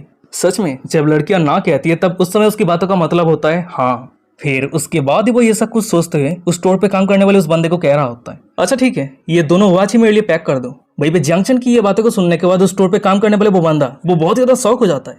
वो शौक होते हुए कह रहा होता है, क्या कस्टमर, क्या आप चाहते हैं कि मैं ये दोनों वॉच आपके लिए पैक कर दूं? क्या आप ये दोनों वॉच ही खरीदने वाले हैं? और उसी के साइड पे हमें लिन रू और उस बुड्ढे को दिखा होता है। वो दोनों भी जंक्शन की बातों को सुनने के बाद बहुत ज्यादा शौक हो गया होता है। मनी मन में कह रहा होता है, उस दोनों वॉच की टोटल प्राइस 2 मिलियन से भी ज्यादा है। क्या ये बंदा पूरी तरीके से पागल हो चुका है? वैसे ये रियल है या फिर फेक है? क्या उन दोनों को समझ में नहीं आ रहा है कि वो दोनों कुछ ज्यादा ही शो ऑफ कर रहा है? वो सभी शौक हुआ ही होता है पर तभी हम जंक्शन को देखते हैं। वो अपने साइड पर सुबेन को कह रहा होता है, सुबेन मैं मॉम के लिए एक वॉच खरीदने जा रहा हूँ, तो ये दोनों वुमेन वॉच में से कौन सा बेहतर है? ये बातों को सुनने के बाद सुबेन कह रही होती है, वेल मेरी सजेशन के हिसाब से तुम्हारी मॉम के लिए ये दूसरी वॉच बहुत ज्यादा ब्यूटीफुल रहेगी। वहीं पे सुबेन की ये बातों को सुनने के बाद जंक्शन इस वॉच को सुबेन के हाथों पे पहनाते हुए कह रहा होता है, सुबेन तुम एक बार ट्राई करके देखो, मैं देखना चाहता हूँ तुम्हारी हाथों पे ये कैसी लग रही है। जंक्शन की ये बातों को सुनने के बाद सुबेन उस वॉच को अपने हाथ पे पहन लिया होता है और ये देखने के बाद जंक्शन कह रहा होता है, ये देखने में बहुत ही बढ़िया लग रहा है, अच्छा ठीक है ये दोनों वॉच ही मुझे पैक कर दो। वही भी जंक्शन की ये बातों को सुनने के बाद उस स्टोर पे काम करने वाले वो बंदा कह रहा होता है, हाँ जरूर सर मैं आपके ऑर्डर को अभी कंप्लीट करता हूँ। और तभी अचानक से जंक्शन का नजर साइड पे जाता है और वही साइड पे हमें सुबेन को दिखाती है। वो अपने हाथ पे जो वॉच पहन के रखी थी वो खोल रही होती है और ये देखने के बाद जंक्शन अचानक से सुबेन को वो वॉच खोलने से रोकते हुए कह रहा होता है, इसे मत खोलो, ये वॉच मैंने तुम्हारे लिए खरीदा है। वही भी जंक्शन की ये बातें को सुनने के बाद सुबेन थोड़ी अनईजी फील करते हुए कह रही होती है, नहीं मैं ये नहीं ले सकती हूँ, ये बहुत ज्यादा एक्सपेंसिव है, मैं सच में ये नहीं ले सकती हूँ। तभी जंक्शन कह रहा होता है, तुम मेरी कंपनी पे ज्वाइन हो रही हो तो इसलिए ये वॉच मेरी तरफ से एक टोकन ऑफ गिफ्ट समझ लो, और वैसे भी मैंने पेमेंट कर दिया है तो ये रिटर्न नहीं होगा। वहीं पे जंक्शन की ये बातों को सुनने के बाद सुबेन बहुत ज्यादा अनईजी फील करने लगती है। वो जंक्शन को समझाते हुए कह रही होती है, मैं सच में ये नहीं ले सकती हूँ, अगर ये रिटर्न नहीं होगा तो ये दोनों वॉच ही आपके मॉम को दे देना। ये बातों को सुनने के बाद जंक्शन कह रहा होता है, वेल मेरी मॉम की उम्र 60 हो चुकी है तो इस तरह की यंग लेडी स्टाइल मॉम को सूट नहीं करेगी, तो इसलिए तुम इस वॉच को अपने वेलकम गिफ्ट के तौर पे एक्सेप्ट कर लो, या फिर तुम मेरे सिंसियरिटी को रिजेक्ट कर रही हो। वही भी जंक्शन की ये बातें को सुनने के बाद सुबेन मनी मन में कह रही होती है, मैंने ऑलरेडी 2 बार उसे सभी के सामने रिजेक्ट कर दिया है, अगर मैं कंटिन्यूअसली उसे इस तरीके से रिजेक्ट करती रहती हूँ तो ये डिसरेस्पेक्ट करने के जैसा हो जाएगी। फिर उसके बाद ही वो ये सब कुछ सोचते हुए जंक्शन को कह रही होती है, वेल अगर ऐसी बात है तो बॉस आपकी ये गिफ्ट के लिए बहुत बहुत शुक्रिया। वो दोनों ये सब कुछ को लेकर बात कर रहा होता है पर अचानक से हमें दिखा रहा था कि उन दोनों के सामने उस स्टोर पे काम करने वाला एक बंदा आ जाता है और जंक्शन को एक बिल देते हुए कह रहा होता है, सर आपका टोटल प्राइस हुआ है 4.5 मिलियन यूमा। पर तभी अचानक से वो सभी के पीछे रहे में लिन रू को दिखाती है। वो सामने हर एक नजरा को देख रही होती है, बहुत ज्यादा जेलस फील कर रही होती है। मनी मन में कह रही होती है, सुबेन एक लो लेवल ओमेन है पर उसे 1 मिलियन की वॉच मिल गई, मेरी स्टेटस उससे बहुत ज्यादा हाई है पर मैं उससे बेहतर वॉच पहन नहीं पा रही हूँ, मैं अपनी जिंदगी में क्या कर रही हूँ। ज़्यादा कुछ नहीं, 78 लोगों के साथ इससे तुझे प्राउड होना चाहिए। वो ये सब कुछ सोच ही रही होती है, पर तभी हम साइड पर वो बुड्ढे को देखते हैं जिस बुड्ढे के साथ वो आज रात सोने वाली है। वो बुड्ढा मन ही मन में कह रहा होता है, आज मेरा प्लान ये था कि मैं लिंडू को एक वॉच गिफ्ट के तौर पे दूंगा, फिर उसके बाद रोमांटिक डिनर और एकदम लास्ट पे होटल पे घचर घचर घचर घचर। पर मैंने ये उम्मीद नहीं किया था कि आज ये बंदा मेरे मूड को पूरी तरीके से डिस्ट्रॉय कर देगा। Damn it. फिर उसके बाद ही वो वहां से जाते हुए लिंडू को कह रहा होता है, अच्छा ठीक है चलो चलते हैं, हम नेक्स्ट टाइम आएंगे। उस बुड्ढे की ये बातों को सुनने के बाद उस स्टोर पे काम करने वाले एक बंदा लिनरू को कह रहा होता है, वेल अगर ऐसी बात है तो क्या मिस लिन इस वॉच को नहीं खरीदेंगे। ये बातों को सुनने के बाद लिनरू अपने हाथ से वॉच को खोलते हुए एम्ब्रेस होते हुए कह रही होती है, वेल हम नेक्स्ट टाइम परचेस करेंगे। पर तभी अचानक से हमें दिखा होता है कि दूसरी तरफ जंक्शन के सिस्टम पे डिंग करते हुए नोटिफिकेशन आता है, कंग्रेचुलेसन होस्ट, मिशन कंप्लीट हो चुका है। सुबेन की होस्ट के ऊपर प्रायोरिटी कंटिन्यूअसली इंक्रीज हो रही है, यही कारण टास्क को कंप्लीट करके रिसीव करने वाले रिवार्ड भी बहुत ही ज्यादा हाई होने वाला है। आपने अभी जितना सारा पैसा खर्चा किया है उसके 1x से लेकर 3x तक कैशबैक मिल सकता है। क्या आप ये रिवार्ड को अभी रिसीव करना चाहते हैं? ये बातों को सुनने के बाद जंक्शन मन ही मन में कह रहा होता है, मैंने उम्मीद नहीं किया था कि किसी को वॉच देने के लिए मुझे रिवार्ड भी मिलेगा। वैसे अगर मैंने जितना पैसा खर्चा किया है उसका 1x कैशबैक भी मिल जाता है तो मेरे लिए कोई भी लॉस नहीं रहेगा, और अगर मुझे 3x कैशबैक मिल जाता है तो फिर तो बल्ले बल्ले। फिर उसके बाद ही वो ये सब कुछ सोचते हुए सिस्टम को कह रहा होता है, जरूर मैं इस रिवार्ड को अभी क्लेम करना चाहता हूँ। वहीं पे जंक्शन के कमांड रिसीव होते हमें दिखा होता है कि जंक्शन के सिस्टम पे डिंग करते हुए नोटिफिकेशन आता है, कंग्रेचुलेसन होस्ट, आपको 3x कैशबैक के तौर पे टोटल 13 मिलियन यूएन रिसीव हुआ है और ये अमाउंट डायरेक्टली आपके बैंक अकाउंट पे ट्रांसफर कर दिया गया है। वहीं पे सिस्टम की ये नोटिफिकेशन आती है हमें दिखा होता है कि अचानक से जंक्शन के फोन में एक मैसेज आता है। जब वो अपने मैसेज को चेक करता है तो हमें दिखा होता है कि उसके बैंक अकाउंट से मैसेज आया होता है, कंग्रेचुलेसन यूजर, आपके बैंक अकाउंट पे 13 मिलियन यूएन रिसीव हुआ है। वहीं पे बैंक से ये मैसेज को आता हुआ देखने के बाद जंक्शन मन ही मन में कह रहा होता है, 4 मिलियन यूएन खर्चा किया और 9 मिलियन यूएन रिटर्न, वाह क्या बढ़िया रिटर्न है। सीन शिफ्ट हो जाता है, कुछ मिनट के बाद का सीन दिखा होता है। वहीं पे हम जंक्शन को देखते हैं, वो सुबेन को लाख सारे हैंड बैग स्टोर पे लेके आ गया होता है। वो सुबेन को कह रहा होता है, सुबेन तुम्हें किस तरह के बैग चाहिए। ये बातों को सुनने के बाद सुबेन कह रही होती है, बॉस आपको सच में ऐसा कुछ करने की जरूरत नहीं है। और हम जंक्शन को देखते हैं, वो सुबेन के बातों को टोटली इग्नोर करते हुए अपने साइड पे रहे उस स्टोर पे काम करने वाले एक लड़की को कह रहा होता है, मिस अभी कौन सा स्टाइल के बैग सबसे ज्यादा पॉपुलर है। भाई भी जंक्शन की ये बातों को सुनने के बाद उस स्टोर पे काम करने वाले वो लड़की कह रही होती है, सर ये दोनों बैग इस सीजन के हॉटेस्ट आइटम है और हमारे स्टोर के सबसे ज्यादा पॉपुलर आइटम है। ये बातों को सुनने के बाद जंक्शन कह रहा होता है, अच्छा ठीक है अगर ऐसी बात है तो मैं ये दोनों आइटम ही परचेस करने वाला हूँ। वहीं पे जंक्शन की ये बातों को सुनने के बाद उस स्टोर पे काम करने वाले वो लड़की कह रही होती है, सर ये दोनों बैग के टोटल प्राइस हुआ है 1,20,000 यूएन। तभी सीन शिफ्ट हो जाता है, कुछ घंटों के बाद का सीन दिखा आता है। भाई हम जंक्शन को देखते हैं, वो सुबेन को घर पे ड्रॉप करने के लिए आ गया होता है। भाई पे सुबेन कह रही होती है, बॉस आपने पहले मेरे लिए वॉच खरीदा अब बैग, मैं सच में नहीं जानती कि मुझे आगे क्या कहना चाहिए। मैं सिर्फ आपको मेरी पूरी सिंसियरिटी के साथ थैंक यू कहना चाहती हूँ।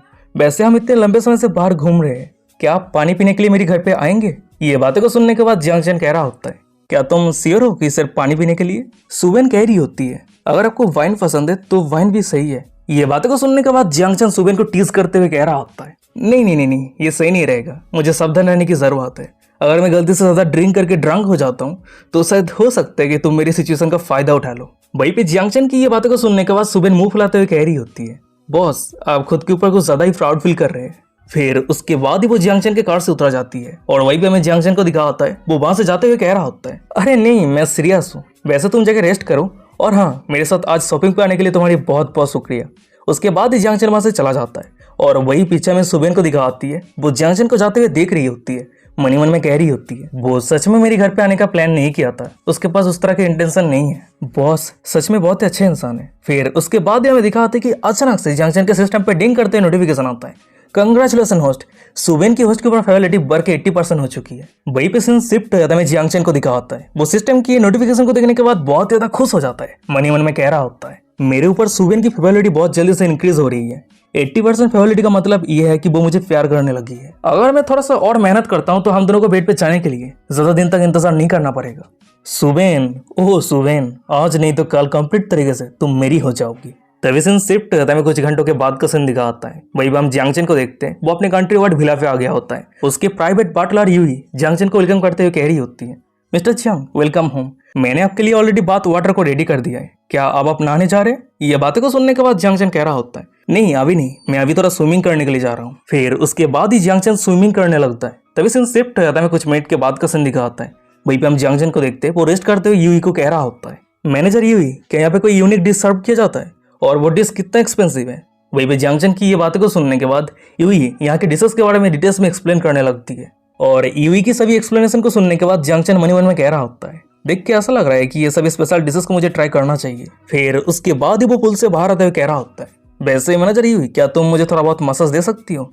ये बातों को सुनने के बाद मैनेजर यूई कह रही होती है, हाँ जरूर, कोई दिक्कत नहीं है, आप मसाज रूम पे इंतजार कीजिए। सीन शिफ्ट रहता है, कुछ मिनट के बाद का सीन दिखाता है। भाई हम जियांगचन को देखते हैं, वो मसाज रिसीव करने के लिए मसाज रूम पे आ गया होता है और उसी के साइड पे मैनेजर यूई को दिखाती है। वो जियांगचन को मसाज देने के लिए अपने कपड़े को खोल रही होती है और जब वो एक बार पूरी तरीके से तैयार हो जाती है, एक लिक्विड के जैसा तेल को यूज करते हुए जियांगचन के ऊपर चढ़ के जियांगचन को मसाज देने लगती है। और ये मसाज को देखने के बाद जियांगचन को तो कुछ अलग ही फीलिंग्स महसूस होने लगता है। वहीं पे जियांगचन को इतना अनईजी फील करता हुआ देखने के बाद यूई कह रही होती है, मिस्टर चियांग, हमारे होटल के मसाज पूरी तरीके से स्पेशल है, तो इसलिए आप सिर्फ अपने आंख को बंद करके रिलैक्स हो जाइए। यूई की ये बातों को सुनने के बाद जियांगचन खुद को शांत कर लेता है। पर समय बीतने के साथ ही साथ यूई जितने लंबे समय तक जियांगचन को मसाज दे रही होती है, जियांगचन उतना ही ज्यादा एक्साइटेड होने लगता है। वो ब्लशिंग करते हुए मन में कह रहा होता है, ये किस तरह का स्पेशल सर्विस है, मैं कुछ ज्यादा ही सोच रहा हूँ या फिर वो सच में मुझे सीड्यूस करने की कोशिश कर रही है। तो वीडियो के स्टार्टिंग पे हमें जियांगचन के पर्सनल वाटलार यूई को दिखाती है। वो जियांगचन को बहुत ही बढ़िया तरीके से मसाज देने के बाद वहां से जाने लगती है। जाते हुए कह रही होती है, मिस्टर जियांग, अब जब सर्विस खत्म हो चुकी है तो मैं आपको डिस्टर्ब नहीं करूंगी। अगर कोई चीज़ की ज़रूरत पड़ती है तो आप मुझे बुला लेना, ठीक है। और हाँ, कल सुबह ऑटो शो पे पार्टिसिपेट करने के लिए मैं आपको पिकअप करने के लिए आऊंगी। ये बातें को सुनने के बाद जियांगचन कह रहा होता है, अच्छा ठीक है, कोई दिक्कत नहीं है। तभी सीन शिफ्ट हो जाता है, मैं दूसरे दिन सुबह का सीन दिखा आता है। वहीं पे हम सेनगाई सिटी के बहुत ही बड़े ऑटो शो को देखते हैं और उसी जगह पे जियांगचन आ गया होता है। वो आसपास के नज़ारा को देखते हुए मन ही मन में कह रहा होता है, यंग मास्टर क्यून फैन कह रहा होता है कि उसका कुछ अर्जेंट काम आ चुका है, इसलिए वो नहीं आ पाएगा। वैसे अकेला घूमने में मुझे कोई दिक्कत नहीं है, चलो थोड़ा बहुत घूम के देखते हैं कि ये नज़ारा कैसा है। वैसे ये मानना पड़ेगा कि ये सेनगाई सिटी के सबसे बड़े ऑटो शो है। हर एक पावरफुल ब्रांड इस शो पे पार्टिसिपेट करने के लिए आया है। पर मेरे नज़रों में जितने सारे कार दिख रहा है वो सभी का प्राइस 2.2 मिलियन से नीचे है, जो बहुत ही ज़्यादा चीप है, बहुत ही ज़्यादा। जियांगचन ये सब कुछ सोचते हुए आगे बढ़ रहा होता है, पर तभी अचानक से उसका नजर सामने जाता है और वही सामने कुछ बंदे खड़ा रहता है। और वो सभी बंदे को देखने के बाद जियांगचन मन ही मन में कह रहा होता है, अरे रुक जाओ, ये सभी तो मेरे क्लासमेट है। और जब वो ध्यान से देखता है तो हमें दिखा आता है कि वो सभी बंदों के सामने जुयान कार मॉडल रहती है और एक कार की एडवर्टाइज कर रही होती है। ये देखने के बाद जियांगचन मन ही मन में कह रहा होता है, अरे ये तो जुयान है, तो वो सेनगाई सिटी पे कार मॉडल की काम कर रही है। वो ये सब कुछ सोच ही रहा होता है, पर तभी अचानक से हम सामने एक बंदे को देखते हैं। वो जुयान को कह रहा होता है, जुयान तुम्हारी जॉब कब खत्म होने वाली है, मैं पिकअप करने के लिए आऊंगा। ये बातों को सुनने के बाद साइड पर एक लड़की कह रही होती है, क्या तुम देख नहीं पा रहे हो कि जुयान बहुत ज्यादा बिजी है, चलो यहाँ से चलते हैं। और सबसे बड़ी बात, वो एक रिच लड़की है, तो वो हम सभी को लेकर परवाह क्यों करेगी। और वही सामने में जुयान को दिखाती है। वो उस लड़की की ये बातों को सुनने के बाद थोड़ी उदास हो जाती है, पर वो कुछ नहीं कहती है, चुप रहती है। और तभी अचानक से हमें दिखाती है कि उस जगह पे जियांगचन आ जाता है और सभी को हाई करते हुए कह रहा होता है, अरे क्या कोइंसिडेंट है, मैंने उम्मीद नहीं किया था कि आज यहीं पे मेरे सभी क्लासमेट से मेरा मुलाकात हो जाएगा। तभी जियांगचन को यहाँ पे देखने के बाद एक लड़की कह रही होती है, जियांगचन तुम यहाँ पे क्या कर रहे हो। और वही साइड पर एक बंदा कह रहा होता है, अरे ये तो ओल्ड जियांग है, मैं उम्मीद नहीं किया था कि मैं तुझे यहाँ पे देख पाऊंगा। तभी वो सभी की ये सब कुछ बातों को सुनने के बाद जियांगचन कह रहा होता है, अरे तेरे बातों का मतलब क्या है, तू जैसे बात कर रहा है सुन के लग रहा है कि जैसे तू मुझे बिना बताए कुछ ऑर्गेनाइज किया है। पर तभी अचानक से हम साइड पे रहे वही बंदे को देखते हैं जो जुयान के साथ बात कर रहा था। मनी मन में कह रहा होता है, हमने जानबूझ के इस ग्रेजुएशन ट्रिप पे जियांगचन को इन्वाइट नहीं किया था, पर अब जब यहाँ पे उसके साथ हमारा मुलाकात हो चुका है तो ये बहुत ज़्यादा ऑकवर्ड फील हो रहा है। वो ये सब कुछ सोच ही रहा होता है, पर तभी हम साइड पर एक लड़की को देखते हैं। वो ब्लास्टिंग करते हुए जियांगचन को कह रही होती है, अरे रुक जाओ जियांगचन, कुछ ही दिन हुआ है पर मैं देख के कह सकती हूँ कि तुम और भी ज़्यादा हैंडसम हो चुके हो। वहीं पे एक दूसरी लड़की कह रही होती है, हाँ ये सच है, तुम्हारे साथ क्या हुआ है, क्या तुम सेनगाई सिटी पे कॉस्मेटिक सर्जरी करने के लिए आए हो। तभी एक दूसरा बंदा कह रहा होता है, सीरियसली ओल्ड जियांग, तुम मेरे जैसा हैंडसम तो नहीं है, पर तेरा जो वॉइस साउंड है वो बहुत ज़्यादा अट्रैक्टिव हो चुका है। ये मत कहना कि तूने वोकल कोड को भी एडजस्टमेंट किया है। वो सभी की ये सब कुछ बातों को सुनने के बाद जियांगचन कह रहा होता है, अरे यार इस तरह की बकवास बातें करना बंद करो, सबसे पहले ये बताओ कि तुम सब यहाँ पे कर क्या रहे हो, क्या कार शॉपिंग करने के लिए आए हो। जियांगचन की ये बातों को सुनने के बाद वो पहली वाली लड़की सामने एक कार की तरफ इशारा करते हुए कह रही होती है, क्या तुम्हें लग रहा है कि हम इस तरह की एक्सपेंसिव कार को अफोर्ड कर सकते हैं। जुयान के साथ हमारी मुलाकात हो गई थी तो इसलिए हम बात करने लग गए। वैसे जियांगचन तुम यहाँ पे क्यों आए हो, ये मत कहना कि तुम भी हमारे क्लास फ्लावर जुयान को देखने के लिए आए हो। वहीं पे उस लड़की की ये बातों को सुनने के बाद जियांग चैन अपने फ्रेंडली स्कैनर को यूज करते हुए उस लड़की की प्रोफाइल को चेक करने लगता है और चेक करते ही जियांग चैन के सिस्टम पे उस लड़की की प्रोफाइल ओपन हो जाती है। नाम Juya, age 19, height 163 centimetre, appearance 89, body count 30, host के ऊपर जुया की करंट फेवलिटी 90% है। फिर उसके बाद ही जियांग चैन जुया के साइड पे रहे एक दूसरी लड़की की प्रोफाइल को चेक करता है तो हमें दिखा आता है नाम Yun, age 19, height 165 centimetre, appearance 85, body count 2 और होस्ट के ऊपर यून की फेवलिटी 75% है। वहीं पे उन दोनों की ये प्रोफाइल को देखने के बाद जियांग चैन मन ही मन में कह रहा होता है अरे रुक जाओ, मेरे ऊपर जुया की फेवलिटी इतनी हाई कैसे हो सकती है। वो ये सब कुछ सोच ही रहा होता है पर तभी अचानक से हम साइड पे वो ग्रीन हेयर वाला बंदा को देखते हैं। वो जियांग चैन को कह रहा होता है और जियांग तू क्या करने के बारे में सोच रहा है। ये बातें को सुनने के बाद जियांग चैन कह रहा होता है नहीं ज्यादा कुछ नहीं, वैसे मेरे दोस्त खुद का ख्याल रखना। फिर उसके बाद ही वो अपने साइड पे रहे जुयान को कह रहा होता है जुयान तुम पिछले समय से भी ज्यादा प्रीटी लग रही हो। वहीं पे जियांग चैन की ये बातें को सुनने के बाद जुयान कह रही होती है जियांग चैन क्या तुम भी ऑटो से के लिए पे आए हो। ये बातें को सुनने के बाद जियांग चैन कह रहा होता है वेल हाँ तुम कह सकती हो, मैं थोड़ा बहुत चेक करने के लिए आया हूँ। फिर उसके बाद ही अचानक से जियांग चैन वही बंदे को पोक करते हुए कह रहा होता है जो बंदा शुरुआत पे जुयान के साथ बात कर रहा था। जियांग चैन कह रहा होता है अरे गाइस तुम सभी इस तरीके से हमारी स्कूल गॉडेस को घेर के रखे हो, क्या तुम सभी कार परचेस करने के बारे में सोच रहे हो। वही भी जियांग चैन की ये बातें को सुनने के बाद वो बंदा कह रहा होता है अगर तुझे पता नहीं है तो प्लीज बात मत कर, ये एक लेटेस्ट मॉडल का कार है, इस कार का प्राइस यहाँ पे जितने सारे कार है वो सभी से हाई है। क्या तुझे लग रहा है कि ये कोई इलेक्ट्रिक स्कूटर है तो जब चाहे तब बाई कर सकता है। वहीं पे उस बंदे की ये बातें को सुनने के बाद जियांग चैन ताली मारते हुए उस बंदे की फेक तारीफ करते हुए कह रहा होता है वाह मैंने उम्मीद नहीं किया था कि हमारे क्लास प्रेसिडेंट को इतना कुछ पता है। तभी जियांग चैन के मुंह से तारीफ को सुनने के बाद वो बंदा खुद के ऊपर प्राउड फील करते हुए नाक चौड़ा करते हुए उस कार के बारे में और भी डिटेल्स में सब कुछ एक्सप्लेन करने लगता है। वहीं पे उस बंदे की ये सब कुछ एक्सप्लेनेशन को सुनने के बाद जियांग चैन फिर से उस बंदे को पोक करते हुए कह रहा होता है वेल तुझे इतना कुछ पता होने के बाद भी तू कार को खरीदने के लिए यहाँ पे नहीं आया है। वहीं पे जियांग चैन की ये बातों को सुनने के बाद वो बंदा बहुत ज्यादा गुस्सा हो जाता है, दांत पिसते कह रहा होता है जियांग चैन तू। पर तभी अचानक से हम साइड पे जुयान को देखते हैं, वो उन दोनों को शांत करवाते हुए कह रही होती है सभी क्लासमेट मुझे माफ करना, मैं अभी काम कर रही हूँ, हम बाद में बात करेंगे। और सबसे बड़ी बात यहाँ पे भीड़ करना इतना चिल्लाना अच्छी बात नहीं है। जुयान की ये बातों को सुनने के बाद साइड पे रहे वो बंदा मन ही मन में कह रहा होता है जियांग चैन मुझे जुयान के सामने एम्बेरस करने का कोशिश कर रहा है पर मैं उसे सक्सेस होने नहीं दूंगा। फिर उसके बाद ही वो ये सब कुछ सोचते हुए जुयान को कह रहा होता है जुयान ऑनेस्टली मैं यहाँ पे मेरे एक सुटेबल कार परचेस करने के लिए आया हूँ क्योंकि फाइनल एग्जाम पे मुझे 625 स्कोर मिला था, यही कारण मेरे फैमिली मुझे रिवार्ड के तौर पे एक कार गिफ्ट के तौर पे देना चाहता है। वैसे क्या तुम मुझे कुछ ऑप्शन चेक करने के लिए मदद कर सकती हो, अगर पसंद है तो मैं बाय कर लूंगा। ये बातें को सुनने के बाद जुयान कह रही होती है वेल ये सब कुछ को लेकर मैं इतना नॉलेजेबल नहीं हूँ पर अगर तुम सच में बाय करना चाहते हो तो साइड पे कुछ सेल्समैन है वो सभी से पूछ लो। जुयान की ये बातें को सुनने के बाद वो बंदा ब्लास्टिंग करते हुए कह रहा होता है अरे तुम मेरे पुराने क्लासमेट हो तो इसलिए अगर तुम मुझे मदद करती हो तो ये मेरे लिए और भी ज्यादा आसान हो जाएगा। वो बंदा ये सब कुछ कह ही रहा होता है पर अचानक से हम साइड पे जियांग चैन को देखते हैं, वो उस बंदे को पोक करते हुए कह रहा होता है come on class president. Juyan already कह चुकी है कि उसके पास ये सब कुछ को लेकर कोई भी नॉलेज नहीं है, अगर तुम्हें कोई भी कार सुटेबल लग रहा है तो सिर्फ बाय कर लो। और ये कौन सा एरा चल रहा है जो तुम गॉडेस के साथ बात करने के लिए एक्सक्यूज ढूंढ रहे हो। जियांग चैन की ये बातों को सुनने के बाद वो बंदा थोड़ा गुस्सा हो जाता है, वो गुस्सा करते हुए कह रहा होता है जियांग चैन मैं जुयान के साथ बात कर रहा हूँ, यहाँ पे तेरा क्या प्रॉब्लम है। कार परचेस करना दुकान पे लॉलीपॉप खरीदने के जैसा नहीं है, मुझे कार परचेस करने से पहले वो देखना होगा कि उस कार का फीचर्स क्या है, उस पर क्या क्या फैसिलिटी है। और वैसे भी अब जब तू इतना कैजुअली कह रहा है तो तू खुद एक कार परचेस क्यों नहीं करता। ये बातें को सुनने के बाद जियांग चैन कह रहा होता है वेल तूने एकदम सही बातें कहा है जुयान, अगर मैं इस कार को परचेस कर लेता हूँ तो क्या मॉडल भी साथ आएगी। ये बातें को सुनने के बाद जुयान स्माइल करते हुए कह रही होती है जियांग चैन मैंने उम्मीद नहीं किया था कि तुम इतना फनी हो। ये बातें को सुनने के बाद जियांग चैन कह रहा होता है कम ऑन मैं बहुत ही ज्यादा सीरियस हूँ। भाई भी जियांग चैन की ये बातें को सुनने के बाद साइड पे वो बंदा कह रहा होता है जियांग चैन अगर तू स्वैप करना चाहता है तो कहीं और जगह पे जाके कर, जुयान अभी काम कर रही है तो उसे परेशान मत कर, तेरा ये स्वैप को देखने के लिए उसके पास टाइम नहीं है। वो सभी ये सब कुछ को लेकर बात कर रहा होता है पर अचानक सामने दिखा होता है कि उस जगह पे एक बुड्ढा आ जाता है, वो सीधा जुयान के पास आके जुयान को चिल्लाते हुए कह रहा होता है जुयान तुम काम करने के समय पे बात कर रही हो, हम तुम्हें दिन पे 2000 युआन देते हैं बात करने के लिए नहीं। उस बुड्ढे की ये बातों को सुनने के बाद जुयान माफी मांगते हुए कह रही होती है मैनेजर मुझे माफ करना, मैं नेक्स्ट टाइम केयरफुल रहूंगी।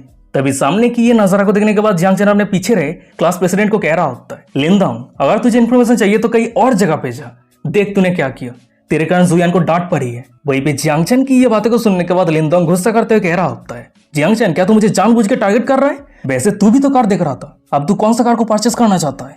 तभी क्लास प्रेसिडेंट लिनदांग की ये बातों को सुनने के बाद जियांग चैन आगे आते हुए उस शोरूम के मैनेजर को कह रहा होता है ये कार का प्राइस एकदम सही है पर मैनेजर, अगर ये कार को मैं परचेस करता हूँ तो क्या मॉडल साथ में आएगी? वहीं पे जियांगचन की ये बातों को सुनने के बाद मैनेजर का नजर सीधा जियांगचन के हाथ पे रहे वो एक्सपेंसिव वॉच की तरफ जाता है। मनी मन में कह रहा होता है, बाप रे कितना मैजेस्टिक और एक्सपेंसिव वॉच है। फिर उसके बाद ही वो ये सब कुछ सोचते हुए जियांगचन को कह रहा होता है, सर अगर आप सच में ये न्यू कार को परचेस करना चाहते हैं तो जरूर मॉडल आपके साथ जाएगी। आप टेस्ट करने के लिए राइड करते समय मॉडल आपके साथ रहेगी। तभी मैनेजर की ये बातें को सुनने के बाद ही अचानक से हम जियांगचन को देखते हैं। वो अपने पास से अपने एटीएम कार्ड को निकल लिया होता है और सामने रखते हुए कह रहा होता है, अच्छा ठीक है, अगर ऐसी बात है तो ये रहा मेरा एटीएम कार्ड, स्विप कर लीजिए, मैं फुल पेमेंट करना चाहता हूँ। जियांगचन की ये बातों को सुनने के बाद भाई पे उसके जितने सारे क्लासमेट थे वो सभी बहुत ही ज्यादा शॉक हो जाता है। शॉक होते करते कि क्या फुल पेमेंट? इस कार का टोटल प्राइस 8 मिलियन युआन है पर वो फुल पेमेंट करना चाहता है? क्या जियांगचन पूरी तरीके से पागल हो चुका है? वहीं पे जुया ब्लास्टिंग करते हुए मनी मन में कह रही होती है, तो इसका मतलब जियांगचन यूं ही 8 मिलियन युआन खर्चा करने जा रहा है। पर तभी अचानक से हम क्लास प्रेसिडेंट लिंदोंग को देखते हैं। वो जियांगचन को इम्प्रेस करने के लिए जियांगचन के ऊपर मजाक करते हुए कह रहा होता है, जियांगचन इस तरीके से शो ऑफ करना बंद कर, जुयान यहाँ पे काम करती है तो प्लीज ऐसा कुछ मत करना जिसके कारण जुयान यहाँ से फायर्ड हो जाए। उसकी ये बातों को सुनने के बाद जियांगचन कह रहा होता है, लिंदोंग क्या तेरे दिमाग पे कोई प्रॉब्लम है? मैं यहाँ पे कार खरीद रहा हूँ तो मैं उसके काम पे डैमेज कैसे कर रहा हूँ? और वैसे भी अब जब मैं ये कार को खरीद रहा हूँ तो जुयान को भी कुछ कमीशन मिलेगी। मैनेजर क्या मैं सही हूँ? जियांगचन की ये बातों को सुनने के बाद उस शोरूम के मैनेजर जियांगचन के बातों पे हाँ करते हुए कह रहा होता है, रेस्पेक्टेड गेस्ट आप एकदम सही है, अगर आप ये कार को परचेस करते हैं तो जरूर जुयान को कमीशन मिलेगी। वहीं पे मैनेजर की ये बातों को सुनने के बाद हम साइड पे जुयान को देखते हैं। जियांगचन के ऊपर उसकी फेवरिटी 75% से बढ़ के 80% हो जाती है। वहीं पे सिस्टम की ये नोटिफिकेशन को देखने के बाद जियांगचन मनी मन में कह रहा होता है, वाह मेरे ऊपर जुयान की फेवरिटी 5% बढ़ चुकी है, ये बहुत ही बढ़िया है। फिर उसके बाद ही वो अपने साइड पे रहे मैनेजर को अपना एटीएम कार्ड देते हुए कह रहा होता है, मैं पूरा पेमेंट करना चाहता हूँ, वैसे क्या ये कार स्टॉक पे है? क्या मैं राइड करते हुए घर ले जा सकता हूँ? ये बातों को सुनने के बाद मैनेजर कह रहा होता है, हाँ जरूर ये स्टॉक पे है, प्लीज आप वीआईपी रूम पे आइए, जो पेपर वर्क है वो हम अभी कंप्लीट कर देते हैं। तभी सीन शिफ्ट हो जाता है, कुछ मिनट के बाद का सीन दिखा आता है। मैनेजर अपने कैश मशीन पे जियांगचन के कार्ड को स्विप करते ही ट्रांजैक्शन कंप्लीट हो जाता है और ट्रांजैक्शन कंप्लीट होते ही मैनेजर कह रहा होता है, अच्छा ठीक है पेमेंट कंप्लीट हो चुका है, मैं अभी पेपर वर्क को रेडी कर देता हूँ और जुयान तुम यंग मास्टर जियांग का अच्छे से ख्याल रखना।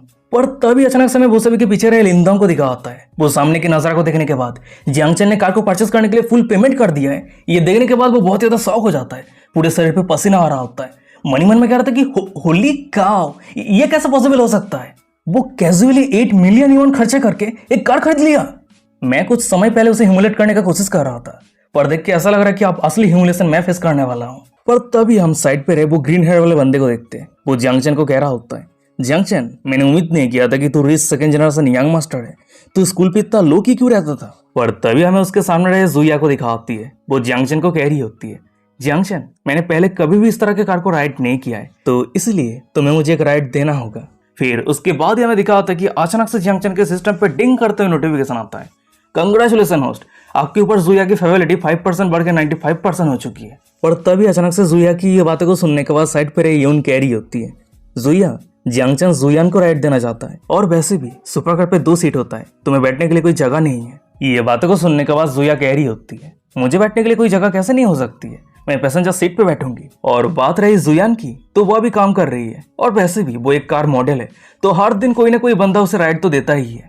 वहीं पे जुया की ये सब कुछ बातों को सुनने के बाद हमें साइड पे जियांगचन को दिखा होता है। वो मनी मन में कह रहा होता है, मैंने अभी तक कुछ भी नहीं किया है पर मेरे ऊपर जुया की फेवरिटी 95% कैसे हो चुकी है, इस तरह के लोग मुझे बिल्कुल भी पसंद नहीं है। फिर उसके बाद ही वो अचानक से जुयान की तरफ देख के जुया को पोक करते हुए कह रहा होता है, मैंने एकदम सही गेस किया था, जुयान इस कार के अंदर एंटर करने के बाद ही ये कार देखने में बढ़िया लगेगा। तभी जियांगचन की ये बातें को सुनने के बाद जुया थोड़ी ऑफेंड हो जाती है। वो मनी मन में कह रही होती है, डैम इट, जुयान फिर से मेरी सामने आ रही है, अगर मैं जियांगचन के कार पे नहीं चढ़ पाती हूँ तो मैं जुयान को भी चढ़ने नहीं दूंगी। फिर उसके बाद ही वो ये सब कुछ सोचते हुए जियांगचन को कह रही होती है, जियांगचन मैंने सुना है कि तुमने जाओ जिया के साथ ब्रेकअप कर लिया है, क्या ये सब कुछ जुयान के कारण? वहीं पे जुया की ये बातों को सुनने के बाद जुयान थोड़ी शॉक हो जाती है। मनी मन में कह रही होती है, क्या जियांगचन ने ब्रेकअप कर लिया है? पर वो तो जाओ जिया के ऊपर बहुत ही अच्छा था। वो ये सब कुछ सोच ही रही होती है पर तभी अचानक से हम जियांगचन को देखते हैं। वो जुयान की कमर को पकड़ के अपने तरफ खींचते हुए कह रहा होता है, जाओ जिया के साथ मेरी जो ब्रेकअप हुआ है इस पे किसी का भी लेना देना नहीं है, यहाँ तक कि जुयान की भी नहीं।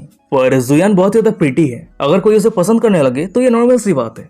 वो सभी ये सब कुछ को लेकर बात कर रहा होता है पर अचानक से वो ग्रीन हेयर वाले बंदे का नजर सीधा जियांगचन के हाथ पे रहे वॉच की तरफ जाता है। वो उस वॉच को देखने के बाद बहुत ज्यादा शौक हो जाता है। वो शौक होते हुए कह रहा होता है, हे भगवान जियांगचन, तेरे हाथ पे ये जो वॉच है इसका प्राइस 1 मिलियन युआन से भी ज्यादा होगा, है ना? पास्ट पे तो स्कूल पे हमेशा कहता था कि तू बहुत ज्यादा गरीब है, पर मुझे अब समझ में आ रहा है कि तू उस समय प्रिटेंड कर रहा था। वहीं पे उस बंदे की ये बातों को सुनने के बाद जियांग चन कह रहा होता है, वेल हम ग्रेजुएट हो चुके हैं और कॉलेज एंट्रेंस एग्जाम पे मैंने थोड़ा बहुत बढ़िया रिजल्ट किया था, तो इसीलिए मेरे फैमिली मुझे रिवार्ड देना चाहता था और मैं मना नहीं कर पाया। जियांग चन की ये बातों को सुनने के बाद जुया कह रही होती है, जियांग चन खाना खाने के लिए हमारे साथ आओ, डिनर करने के बाद हम शॉपिंग करने के लिए जाएंगे, ये कैसा रहेगा? ये बातों को सुनने के बाद जियांग चन कह रहा होता है, वेल मुझे माफ करना पर आज रात मेरे पास एक प्लान है, पर चिंता मत करना, नेक्स्ट टाइम हम जरूर एक साथ घूमेंगे। ये बातों को सुनने के बाद जुया ब्लासिंग करते हुए कह रही होती है, अच्छा ठीक है, अगर ऐसी बात है तो ये डील रहा। सीन शिफ्ट हो जाता है, कुछ मिनट के बाद का सीन दिखाता है। वो सभी के वहां से चले जाने के बाद हम जियांग चन को देखते, वो जुयान के पास आते हुए कह रहा होता है, जुयान अभी तुम तुम्हारी काम करो, मैं अभी इधर उधर घूम के देखता हूँ। ये बातों को सुनने के बाद जुयान कह रही होती है, अच्छा ठीक है जियांग चन, तुम्हारा बहुत बहुत शुक्रिया। जुयान की ये बातों को सुनने के बाद जियांग चन जुयान के करीब आते हुए कह रहा होता है, अरे तुम्हें इतना पोलाइट होने की जरूरत नहीं है, हम पुराने क्लासमेट हैं, पर नेक्स्ट टाइम हम जरूर एक साथ घूमेंगे, ठीक है?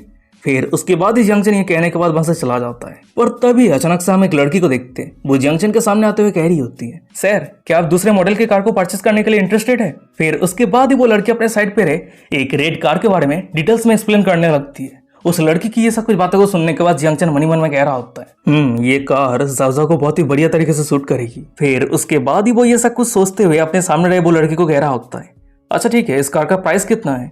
ये बातों को सुनने के बाद वो लड़की कह रही होती है, सर ये कार मॉडिफाइड वर्जन है तो इसलिए इसका प्राइस थोड़ा हाई है, इसका टोटल प्राइस 9.5 मिलियन युआन है। ये बातों को सुनने के बाद जियांग चन कह रहा होता है, अच्छा ठीक है, मैं ये परचेस करने वाला हूँ, ये रहा मेरा कार्ड, स्विप कर लो। वही भी जियांग चन की ये बातों को सुनने के बाद वो लड़की बहुत ज्यादा खुश हो जाती है, खुश होते हुए कह रही होती है, अच्छा ठीक है सर, आगे का जो कुछ भी प्रोसेस है वो सब कुछ मैं अभी कंप्लीट करती हूँ। वही पे उस लड़की की ये बातों को सुनने के बाद जियांग चन कह रहा होता है, ये सब कुछ तो सही है, पर मैं एक डिलीवरी सेरेमनी करना चाहता हूँ, क्या ये पॉसिबल है? ये बातों को सुनने के बाद वो लड़की कह रही होती है, हाँ जरूर, कोई दिक्कत नहीं है, आप बैठिए, मैं आपके लिए सब कुछ तैयार कर देती हूँ। तभी जियांग चन कह रहा होता है, नहीं इसकी कोई ज़रूरत नहीं है, मैं इस कार को गिफ्ट के तौर पे परचेस किया है, तो इसलिए आगे का जितना सारा प्रोसेस है वो सब कुछ जितना जल्दी हो सके कंप्लीट करने का कोशिश करना, और जिस जगह पे ये कार डिलीवरी और सेरेमनी होने वाला है उसका एड्रेस मैं तुम्हें सेंड कर दूंगा। ये बातों को सुनने के बाद वो लड़की कह रही होती है, अच्छा ठीक है, मैं समझ चुकी हूँ, आप जो कहेंगे वही होगा। तभी सीन शिफ्ट हो जाता है, कुछ मिनट के बाद का सीन दिखाता है। वहीं पर हम एक फीमेल ब्लॉगर को देखते हैं, वो उसी कार को दिखाते हुए स्ट्रीम कर रही होती है जिस कार को जियांग चन ने ज़ाओ के लिए अभी अभी परचेस किया है। वो अपनी स्ट्रीम पे अपने ऑडियंस के साथ उस कार के बारे में डिस्कस कर रही होती है, पर तभी अचानक से वो लड़की जियांग चन को अपनी स्ट्रीम पे दिखाते हुए कह रही होती है, गाइस तुम लोग विश्वास नहीं कर रहे हो, पर ये बंदा साइड पे बैठ के उस कार को ध्यान से ऑब्जर्व कर रहा है। अगर तुम सभी चाहते हो तुम इस बंदे के ओपिनियन को पूछ सकती हो, उस कार को लेकर इस बंदे के पास क्या ओपिनियन है। वो अपनी लाइव स्ट्रीम कर रही होती है, पर अचानक से हमें दिखाती है कि उस जगह पे शोरूम पे काम करने वाले एक वर्कर आ जाती है और उस लड़की को रोकते हुए कह रही होती है, एक्सक्यूज मी मिस, आप यहाँ पे कार परचेस करने के लिए आए हैं या फिर देखने के लिए?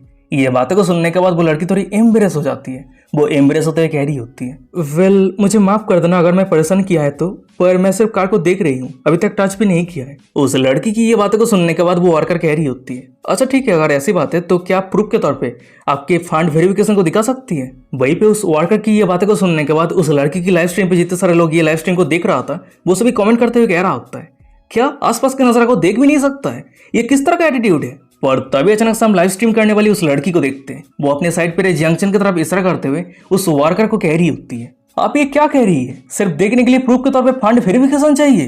पर वहीं पे जो बंदा बैठा हुआ है वो तो बिना वेरिफिकेशन के सभी कार को चेक कर रहा है। ये बातों को सुनने के बाद वो वर्कर कह रही होती है, माफ करना पर यह पॉलिसी हमारे सभी कस्टमर के ऊपर लागू होती है। तभी ये बातों को सुनने के बाद स्ट्रीम करने वाली वो लड़की बहुत ज्यादा एम्बेरस हो जाती है, वो वहीं पे चुप हो जाती है, आगे और कुछ नहीं कहती है। वहीं पे जितने सारे लोग उसकी लाइव स्ट्रीम को देख रहा था वो सभी कमेंट करते हुए कह रहा होता है, हमारे लिटिल एंकर बहुत ज्यादा पीसफुल है, हर कोई उसे बुली कर रही है। और मुझे ये समझ में नहीं आ रहा है कि ये कौन सा रूल है जो सिर्फ कार को देखने के लिए फंड वेरिफिकेशन लगने वाला है। पर तभी सीन शिफ्ट हो जाता है, हमें उस लड़की से कई मीटर दूर जुयान को दिखा होती है, वो मन में कह रही होती है, मैं उम्मीद नहीं कर पाई थी कि जियांग चन असल में इतना रिच है, वो आधा घंटे के अंदर 20 मिलियन युआन खर्चा करके 2 कार खरीद लिया। यहाँ तक कि पास्ट में मेरी फैमिली की सिचुएशन जब एकदम पीक पे थी तब उस समय भी मैं जियांग चन के जैसा पैसा खर्चा करने की हिम्मत भी नहीं कर पाती।